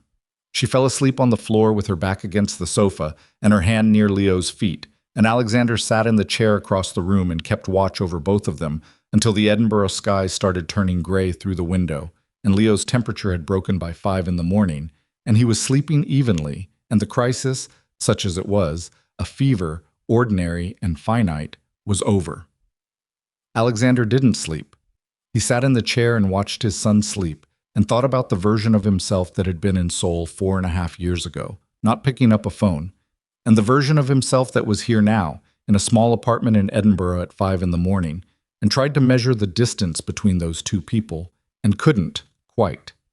The distance was too large and too specific to hold all at once. Leo woke up at 6:30, dramatically improved, and immediately asked for toast with jam, which Alexander took as a sign that the crisis was officially resolved. He made the toast in Veronica's kitchen, found the bread, found the jam, found the toaster through a process of logical inference since he'd never used it before, and brought it to Leo on the sofa, and Leo ate it with the focused contentment of someone who has been ill and is now back on the right side of it. Veronica woke up at 7 to find Leo eating toast on the sofa and Alexander sitting across from him with a cup of coffee that he'd figured out by the same process as the toaster. She stood in the doorway for a moment, taking in the scene, and something moved through her expression that she didn't try to suppress this time. How is he? She asked. Hungry, Alexander said, which seems like a good sign. It's a very good sign, she said. She came and sat beside Leo and put her hand on his forehead. The automatic gesture of a mother, checking, touching, confirming. And the tension in her shoulders visibly released. You feel so much better, baby.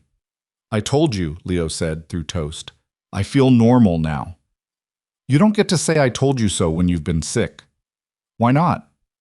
Because you were the sick one. You don't get points for recovering. Leo considered this. That seems unfair, he said. Yes, Veronica agreed. Illness is unfair. That's one of the first things you learn. She looked at Alexander. He looked at her. They were sitting in her living room at 7 in the morning after a night that had been ordinary in the way that only parenting makes ordinary. A sick child, a long night, the specific exhaustion and relief that don't require explanation between two people who were both in it. Thank you, she said, direct, without qualification this time. For staying. I'll always stay, he said. And then, because it had sounded more loaded than he intended, if you need me to, that's all I mean. She looked at him for a moment longer than the sentence required. Then she looked at Leo and said, Finish your toast. He did. 3 weeks later, Veronica called him and said she needed to talk about something. Not her crisis voice, calm, measured, the voice she used when she'd thought something through. He came to the apartment on a Thursday evening after Leo was in bed, and she made tea that neither of them really wanted, and they sat at the kitchen table. I want to tell him, she said. Alexander went still. I've been thinking about it for a while, she said. He's going to be 5 in August. He's not a baby anymore. He asks questions differently than he did 6 months ago. More persistent, more specific. He asked me last week why you come every week when you live in New York, and I said you liked Edinburgh, which is not a good answer, and we both know it. She wrapped her hands around her mug. And I think he's already figured out more than we think. Kids do that. They feel things before they have words for them. What are you thinking? Alexander asked. I'm thinking we tell him the truth, she said. A version of it that's appropriate for almost 5. Not all of it. Not the history, not the complicated parts. Just that you're his dad. That you didn't know about him for a while, and now you do, and you're here. She looked at him steadily. And I need to know that you're going to keep being here before I tell him that. I need to know you're not going to look at your life in 3 months and decide this is too much and go back to what you had before. I'm not going back, he said. You said that before. When? She looked at him. Not in those words. But when we were together, you said a lot of things that were true when you said them and then became untrue when circumstances changed and something more pressing showed up. He didn't argue with that. He sat with it, the way he'd been trying to learn to sit with things that were accurate and uncomfortable. I know, he said. I know that's who I was. I don't know how to prove to you that it's not who I am now except to keep showing up, and I have been, and I will keep doing it. That's everything I have. That's all I've got to offer. She looked at her mug, then at him. I know you have, she said. I've been watching. Leo's been watching, even if he doesn't know what he's watching for. A pause. He talks about you when you're not here, you know. He corrects people at preschool when they don't know enough about dinosaurs, and then says Alexander knows about dinosaurs like that's the gold standard. Something moved through Alexander's chest that he didn't have a word for. When? He asked. When do you want to tell him? Before his birthday, she said. I don't want his 5th birthday to happen without him knowing. I want it to be after this weekend, when we've had time to figure out how to say it. She straightened. I'm not asking you to be perfect about this. I'm asking you to be present and honest and to not overwhelm him with it. He's 4. It needs to be simple. Simple, he said. Okay. What do we say? She thought about it. We say that you're his dad, that you live in New York, but you've been coming to Edinburgh to spend time with him, that you love him. She paused. Can you say that honestly? Alexander looked at her. At the woman who had called once when it mattered most and hadn't called again, and had raised their son alone and had a studio in Edinburgh and made tea. She didn't really want when she had hard conversations and had, over the course of 5 months, led him back into the edges of a life he'd had no right to walk back into. Yes, he said. I can say that honestly. Okay, she said, and then quieter. Okay. They worked it out over the next hour. Not a script, more a set of things they both agreed were true and could say without ambiguity. Veronica would lead. Alexander would follow her. If Leo had questions, they would answer them as honestly as the age allowed, which meant simply and without drama, and with the message underneath everything that this was not a bad thing, that Leo was not missing something, that what was happening now was a beginning and not a correction of a mistake. Alexander drove back to the apartment on Marchmont Road that night and stood in the kitchen for a long time without doing anything in particular. The tree outside the window was in full leaf now. He'd watched it come in from bare branches to this over the course of 2 months of Edinburgh mornings, and it felt like a time marker for something larger. He texted Richard. We're going to tell him this weekend. Richard replied within 5 minutes, which meant he'd been waiting. Good, he's going to be fine. You both are. Alexander didn't know if that was true. He knew Leo would absorb the information and process it with the resilience of a child who had never been given reason to distrust the world or his mother, and that the resilience was itself Veronica's doing, a gift she'd given him by being consistent and safe and honest for 4 years before this moment. He knew the conversation would be awkward and imperfect, and that Leo might not say very much at all, which children often didn't when given large information, absorbing it quietly instead and producing questions 3 days later at dinner. He also knew that on Sunday morning he was going to sit in a room with his son and say the words that should have been unnecessary. I'm your father. I'm here. I love you. And that the weight of those words had been building since the moment a boy turned his head over his mother's shoulder in an airport and looked at him with eyes that shouldn't have been possible to mistake. He wasn't ready. He didn't think you could be ready for something like this. You just did it, and you let it be what it was, and you stayed. He was going to stay.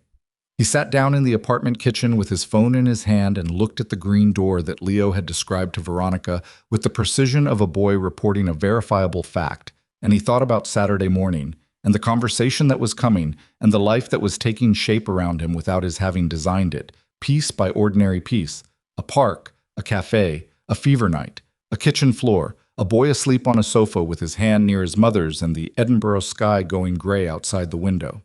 This was not the life he had planned.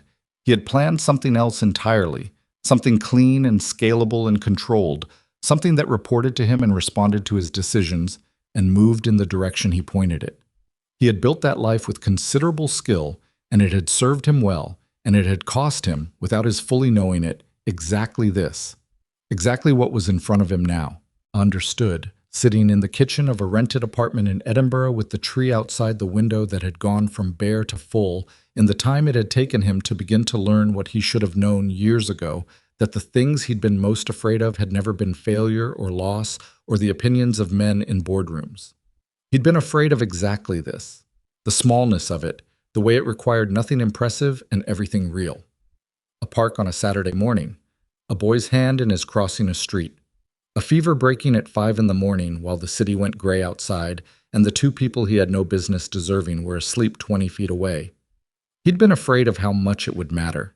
He should have been afraid of missing it. He turned off the kitchen light and went to bed and lay there in the dark thinking about Sunday, and for the first time in longer than he could remember, he couldn't wait for morning. Sunday came in clear. That was the first thing Alexander noticed when he woke up. Actual sunlight through the curtains of the Marchmont apartment. The particular surprise quality of Edinburgh light on a morning when the clouds actually moved off and let it through. He lay there for a few minutes looking at it on the ceiling and thinking about what the day was, and then he got up and made coffee and stood at the window watching the street come to life below, and tried not to rehearse what he was going to say, because every version he rehearsed sounded wrong in a different way. He walked to Veronica's flat at 9:30. She told him to come at 10, but he was ready before he was ready, which was its own kind of useless, and he walked slowly enough that he arrived at 3 minutes past. She answered the door in the quiet, unhurried way she'd been doing it for months now. No longer the careful, assessing pause of the early weeks, just opening the door. Leo was at the kitchen table eating cereal and had decorated the table around his bowl with 5 plastic dinosaurs arranged in what appeared to be a ceremonial formation. "Morning," Leo said, without looking up from the cereal. "Morning," Alexander said. "Ankylosaurus is guarding my bowl," Leo said. "In case you were wondering." "I was," Alexander said. Veronica handed him a cup of coffee.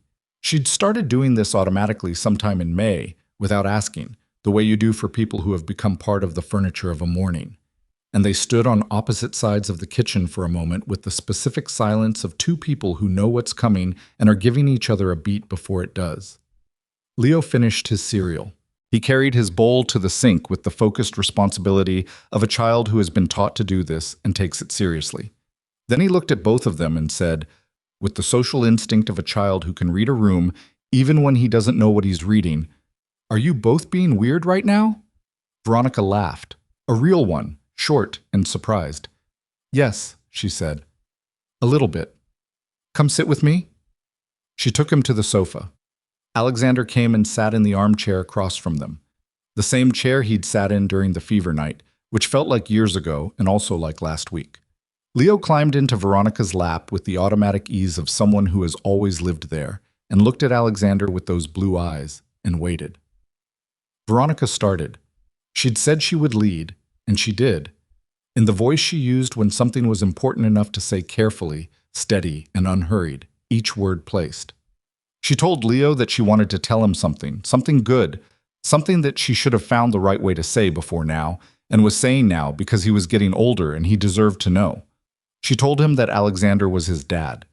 Leo went very still, not frightened still, just the stillness of a child processing something larger than the usual incoming information. He looked at Alexander, then at Veronica, then at Alexander again.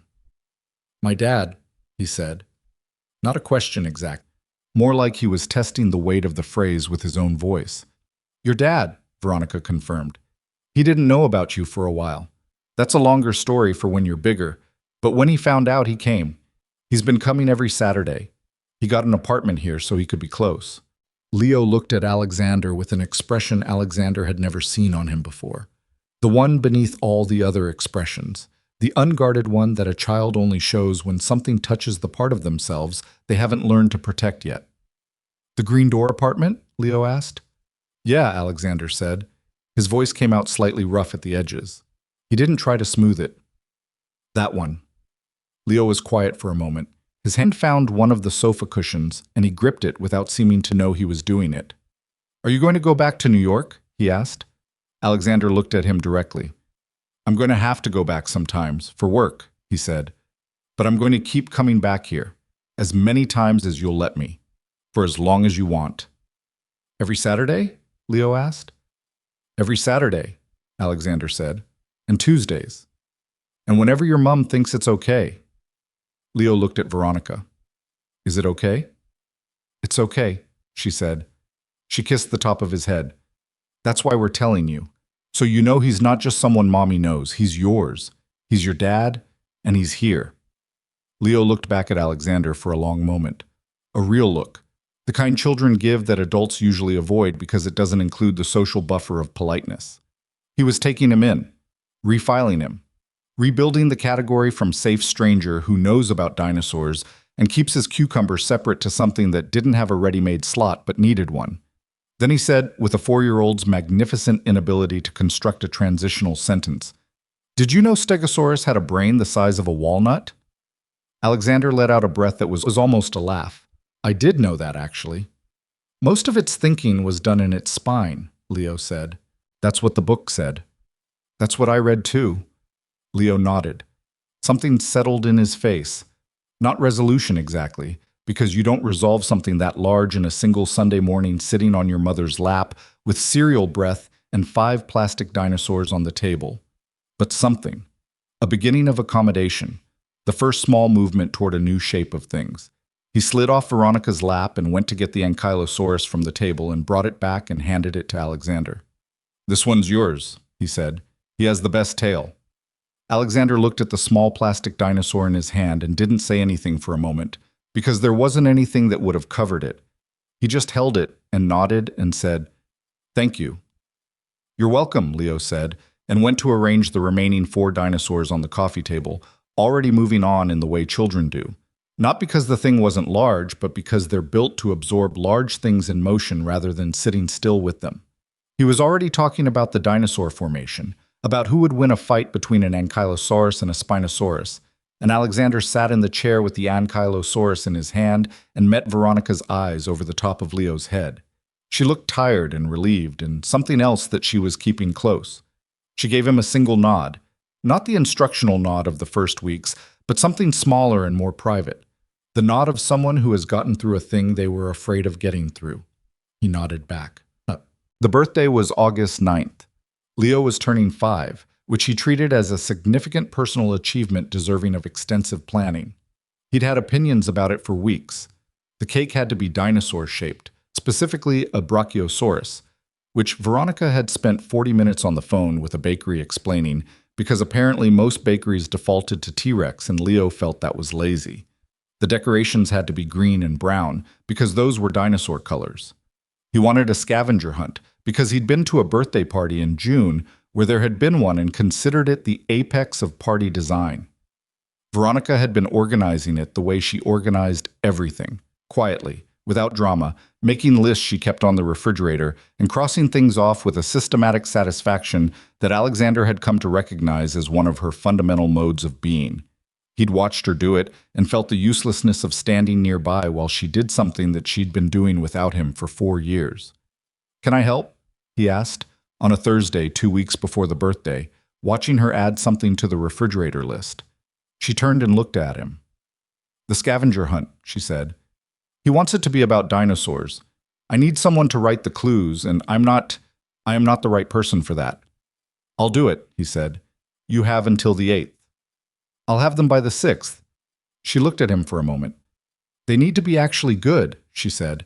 "He's going to be 5, not 2. He'll know if they're bad." "I know," Alexander said. "He'll tell me." She almost smiled at that, turned back to the list. He spent 2 evenings writing 12 dinosaur clues, which was the most focused creative work he had done in his adult life. He wrote them, tested them against his knowledge of Leo's specific understanding of dinosaurs, rewrote 3 of them, because Leo would have found the answers too quickly, and sent them to Veronica on the 6th of August as promised. She read them and replied, "These are good. He's going to love the Pachycephalosaurus one." And then, after a pause that he could see in the timestamp, "Thank you."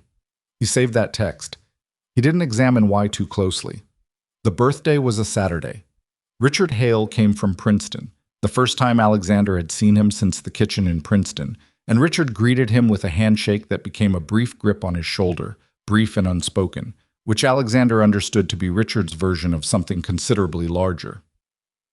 Claire came from London. She hadn't seen Alexander since the sidewalk on West 83rd Street in March, and she shook his hand with the look of someone reassessing a prior verdict, which he took as progress. Leo woke up on his birthday with the energized indignation of a person who has been 5 for 3 hours and has not yet received adequate acknowledgement of this fact. By 9 in the morning, he had corrected 2 adults on dinosaur-related factual errors and announced that as a 5-year-old he had new opinions about bedtime. The party was in the afternoon, a small group of Leo's preschool friends, 7 children who occupied the flat with the particular destructive energy of small people who have been given permission to have a good time. Veronica moved through it with the calm of someone running a complex operation from a place of practiced competence. Richard kept the younger children from climbing things that didn't want to be climbed. Claire maintained a running commentary from the kitchen doorway that was too dry to be audible to the children and extremely audible to the adults. Alexander ran the scavenger hunt. He'd been nervous about it, not in the boardroom way, not the managed performance of someone who is good at high-stakes situations, but actually nervous, the exposed kind, because this mattered in a way that a business outcome didn't, and the stakes were a 5-year-old's birthday and his own father's ability to deliver something worth showing up for. He didn't need to have been nervous. Leo took the first clue and read it with his brow furrowed, the exact expression Alexander had seen on his own face in photographs, the specific way he held concentration, and then looked up with his eyes wide and said, "I know this one," with such pure excitement that the other children immediately caught it, and for the next 40 minutes the flat was the sight of 7 small people running from room to room, following dinosaur clues that Alexander had written at a kitchen table in the Marchmont apartment on 2 separate evenings, and Leo led all of it, translating for the children who needed help reading, certain at every clue that he was the right person for this task, which he was. The last clue led to the garden. Alexander had arranged with Veronica to put the final prize there, a book about prehistoric life that was above Leo's current reading level, and therefore, by Leo's own philosophy, exactly right. Leo found it under a pot by the back fence and held it up like something recovered from a dig site and turned around to find Alexander standing at the back door. "You wrote these," Leo said. "It wasn't an accusation, it was recognition." "I did," Alexander said. Leo looked at the book, then at Alexander. Then he crossed the garden and hugged him. Not the polite sideways hugs of the early weeks when Leo was still deciding. A full one, arms around Alexander's waist, his face against Alexander's side, the unstudied physicality of a child who has decided someone belongs to him and is demonstrating it without ceremony.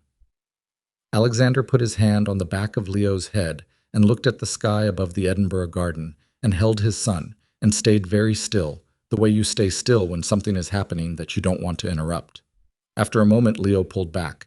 His face was already moving toward the book, toward the next thing, the way 5-year-olds' faces do. "There's a chapter about the Pachycephalosaurus," he said, flipping pages. "I know," Alexander said. "That's why I got that one." Leo looked up at him. "You're good at presents," he said, which from Leo was a comprehensive endorsement. "I had good material to work with," Alexander said. Leo went back inside to show the book to Richard, and Alexander stood in the garden for a moment and breathed the August air and thought about an airport in March, and a woman who walked faster, and a boy who looked back, and the distance between that moment and this one, and what it had taken to cross it. Later, after the children had gone home, and the flat had been returned to approximate order, and Richard and Claire had both left, Richard's flight from Edinburgh back to Newark, Claire back to London on the evening train, and Leo was in the bath singing the tuneless song that he always sang in the bath. Veronica and Alexander were in the kitchen. She was wrapping the leftover cake, he was at the sink with the dishes, and neither of them had suggested this arrangement. It had simply happened the way things happen between people who have spent enough time in the same spaces to stop narrating the logistics. "He cried when we sang Happy Birthday," Veronica said. "Did you see?" "I saw," Alexander said. "He always does. He thinks it's embarrassing, but he can't help it." She set the wrapped cake in the refrigerator and stood for a moment looking at nothing. "He cried the year he turned 3, and then told me he hadn't cried." "Did you tell him you'd seen?" "Of course not," she said. Some things you let people keep. Alexander dried his hands and turned around. The kitchen was clean and quiet, and the light was doing the particular thing Edinburgh evening light did in August when the days were still long, golden and low and making ordinary things look considered. "Veronica," he said. She looked at him. He'd been thinking about what he wanted to say for a while, and the version he'd prepared was more organized than what actually came out. What came out was this: "I know I can't fix what I did. I know I can't give you back the years or the nights or the things you had to figure out without anyone. I know that sorry is a word and not a correction." He paused. "But I want to say it one more time, not because I think it changes anything, but because I think you deserve to hear it from someone who understands now what they're apologizing for. I'm sorry. For all of it. For the call I did, and for the silence after, and for being someone you couldn't count on when it mattered most." Veronica looked at him for a long moment. Her expression was the complicated one, the one he'd been watching develop over the course of 5 months, the one that contained more than any single word could hold. "I know you are," she said. "I've known that for a while. I just needed you to hear it fully." "I heard it," she said. And then, after a pause that cost her something, "I've been thinking about the apology and what comes after an apology when you've actually seen someone change rather than just say they'll change." She looked at the window. "Those are two different things. I've had people tell me they'd be different, and I watched it not happen. I didn't watch that with you." He waited. He'd learned over these months how to wait for her. Not the impatient, managed waiting of his professional life, but the actual kind, where you stop filling the space. I'm not saying everything is fixed," she said. "I want to be honest. There's still things I'm carrying that aren't easy to put down. The years I spent being angry when I wasn't too tired to be angry. The version of myself I had to become because there wasn't anyone else there to be it." She looked at him. "Those don't disappear because you've been showing up for 5 months and writing good scavenger hunt clues." "I know," he said. "But," she said, and the word was slow and careful, something she was choosing consciously, "I think I'm in a different place than I was in March. When you were standing in Heathrow looking at me like I detonated something in your chest." She almost smiled, which, to be fair, he agreed. She was quiet for a moment. The bath sounds drifted through the wall, Leo still singing. "I don't know what this is," she said, "between us. I don't know if there's an us or if there's just two people who are Leo's parents and are figuring that out. I'm not ready to decide that." She looked at him levelly. "But I'm also not closed to it. That's as much as I have right now, and I need you to be okay with that being enough." "It's enough," he said. And he meant it, which was the thing about the last 5 months that he couldn't have predicted from the vantage point of who he'd been before them. He had learned, slowly and imperfectly, to mean things at the speed they could be honestly meant rather than at the speed he wished they could be. "Take whatever time you need. I'm not going anywhere." "You keep saying that," she said. "Because it keeps being true," he said. She looked at him for a long moment. Something in her face moved, not toward him, not yet, but in the direction of a door she was no longer sure should stay closed. Then Leo's voice came from the bathroom. "Mom, I'm done. Can I have my towel?" And she went. And Alexander turned back to the last of the dishes. And the kitchen was ordinary again, and that ordinariness was the whole point. He extended the Marchmont apartment lease in September. 3 more months, the landlord said. Alexander said fine, and didn't look too closely at the decision. He told Dana to restructure his travel schedule with Edinburgh as a regular stop rather than a deviation. Dana said, "Monthly?" And Alexander said, "Bi-weekly at minimum." And Dana said, "I'll make it work," in the tone she used when she had already anticipated something by several weeks. He told his board in October that he was shifting his operational role, not stepping back, not away, but redistributing, building a structure around the company that didn't require him to be the single load-bearing wall of it. He'd been meaning to do this for 2 years and hadn't, because there was always a reason not to. The reason to do it now was 5 years old and had strong opinions about bedtime and had called him Dad for the first time on a Tuesday afternoon in September with no ceremony whatsoever. Just coming in from the garden, shoes covered in mud, announcing that dinner smelled weird, and then saying, "Dad, can I have a biscuit before dinner?" and then going to wash his hands as if nothing had happened. Alexander had stood in Veronica's kitchen and felt the words settle into him like something finding its place after a very long time in transit. He hadn't said anything. He hadn't made a moment out of it. He'd learned that much, at least, that Leo's milestones didn't belong to Alexander's feelings about them. They belonged to Leo. He'd gone to the bathroom on the pretense of washing his own hands and stood over the sink for 30 seconds and then come back out and said, "No biscuit before dinner, buddy," in a voice that was approximately steady, and Leo had accepted this without complaint and gone to the sofa, and that was that. He told Veronica later. After Leo was in bed, she was at the kitchen table with a glass of wine she'd poured herself and then largely ignored, and he told her, and she looked at her wine glass and didn't say anything for a long moment, and then she said, "He told me he was going to. He asked me if it was okay." Alexander looked at her. "He asked you?" "2 weeks ago," she said. "He said, 'Mom, can I call Alexander Dad?' I said yes." She finally picked up the wine glass. "He's been workshopping the timing, apparently." Alexander laughed. He genuinely laughed. Not the polished social kind, but the real one, the one that comes from somewhere being surprised into it. "Of course he was," he said. "He's strategic," Veronica said. And she was smiling now, a real one, the kind he'd been watching return over the last several months. Not the closed, careful thing of the early spring, but the one he'd first seen across a gallery in Chelsea years ago, when she'd turned to a stranger and asked for his opinion and laughed when he gave it. He hadn't seen that smile in 5 years. He'd thought, at some point during those 5 years, that he'd imagined how good it was. He hadn't imagined it. There are things that no one tells you about the work of becoming someone's father after missing the beginning of it. They don't tell you that the hardest part isn't the grand conversations or the milestone moments. The hardest part is the accumulation of small proofs. The showing up when it's inconvenient, the phone calls kept, the promises that have to be made quietly and redeemed publicly, over and over, without applause. The hardest part is understanding that a child's trust isn't given once. It's renewed, constantly, by whether you appear when you said you would. Alexander appeared. He appeared in September and October and November, through 2 head colds and 1 ear infection and 1 spectacular meltdown at a supermarket that Leo was deeply embarrassed about afterward, and that Alexander had navigated entirely by crouching down to Leo's level on the floor of the cereal aisle and saying, quietly, "I know. It's a lot. We can stay here for a minute," which was not elegant and was not impressive and was exactly right.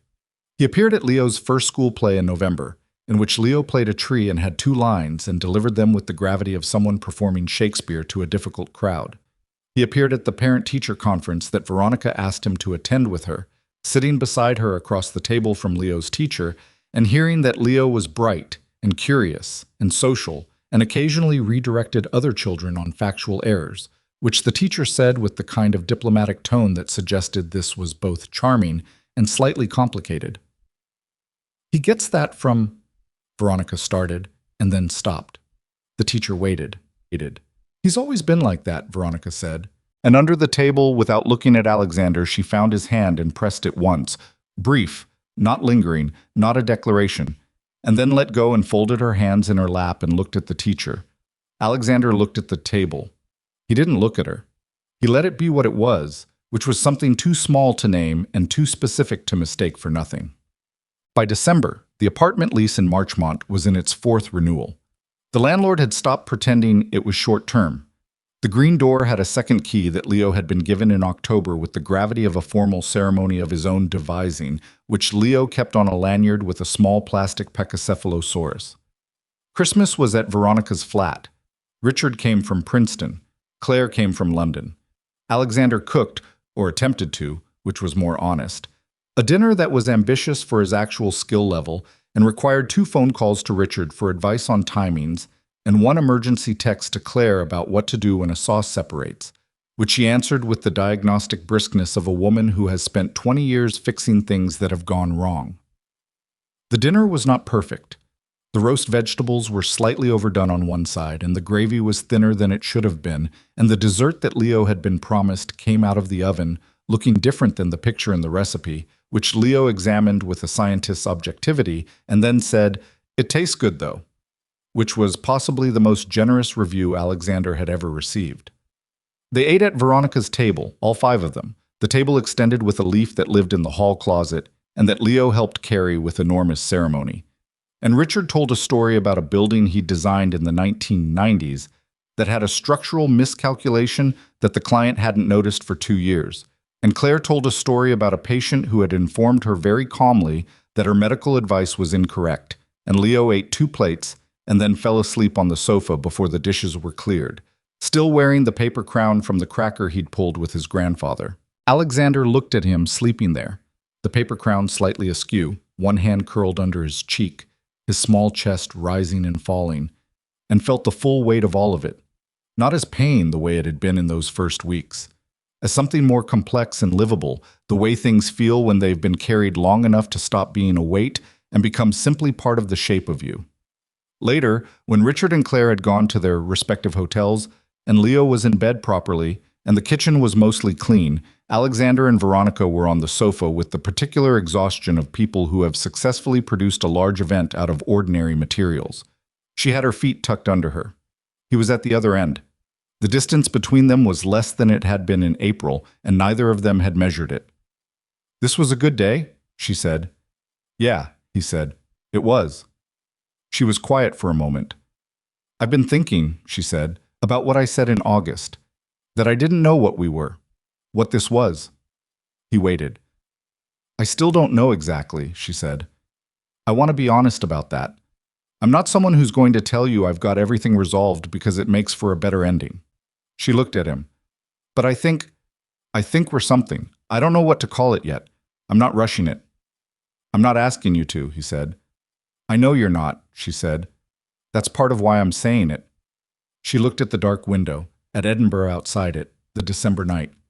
"5 years ago I told you I wasn't asking you to choose. I told you I already knew what you'd choose, and I was right then." She looked back at him.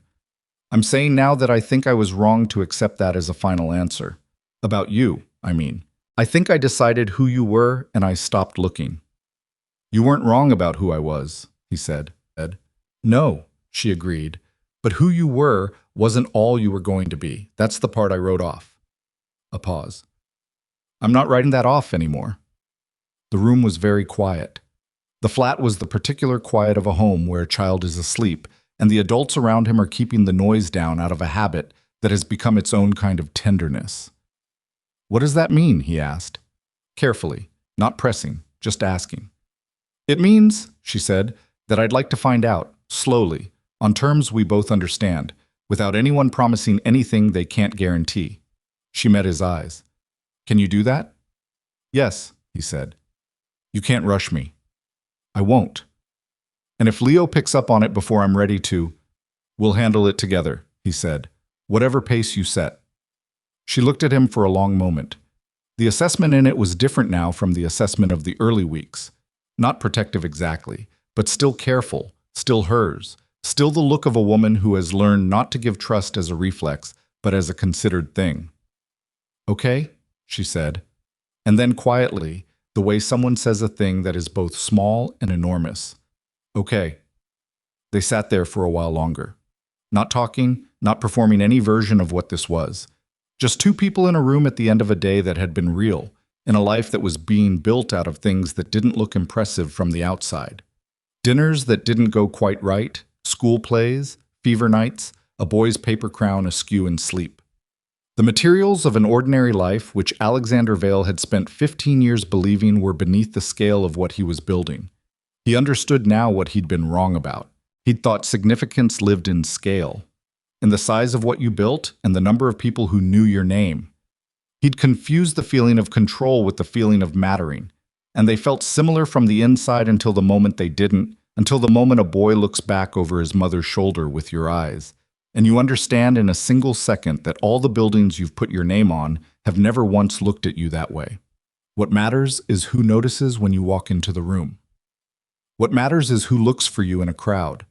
What matters is the specific weight of a child's hand in yours crossing a street, the completely ordinary Tuesday of it, the fact that it asks nothing of you except that you show up and keep showing up until showing up becomes the kind of thing that doesn't need to be decided anymore because it's simply who you are. He had been afraid of becoming someone whose life was that small. He understood now that small was the wrong word entirely. The right word was close. The right word was particular. The right word was the kind of specific that no amount of scale or money or influence could manufacture, that only happened in the accumulation of real days lived near the people who would notice if you weren't there. Leo would notice. That was the whole of it. That was what he'd been missing, and what he'd found, and what he was not going to lose again. Outside the window, Edinburgh was cold and dark, and indifferent to any of this in the way that cities are, the way the world is. Indifferent and continuous, moving on without waiting. And inside the flat on Marchmont Road, a boy slept under a paper crown, and his parents sat on a sofa in the quiet, and the distance between them was small enough now to mean something, and they were in no hurry to name it before it was ready to be named, because some things are better built slowly, and what's built slowly holds.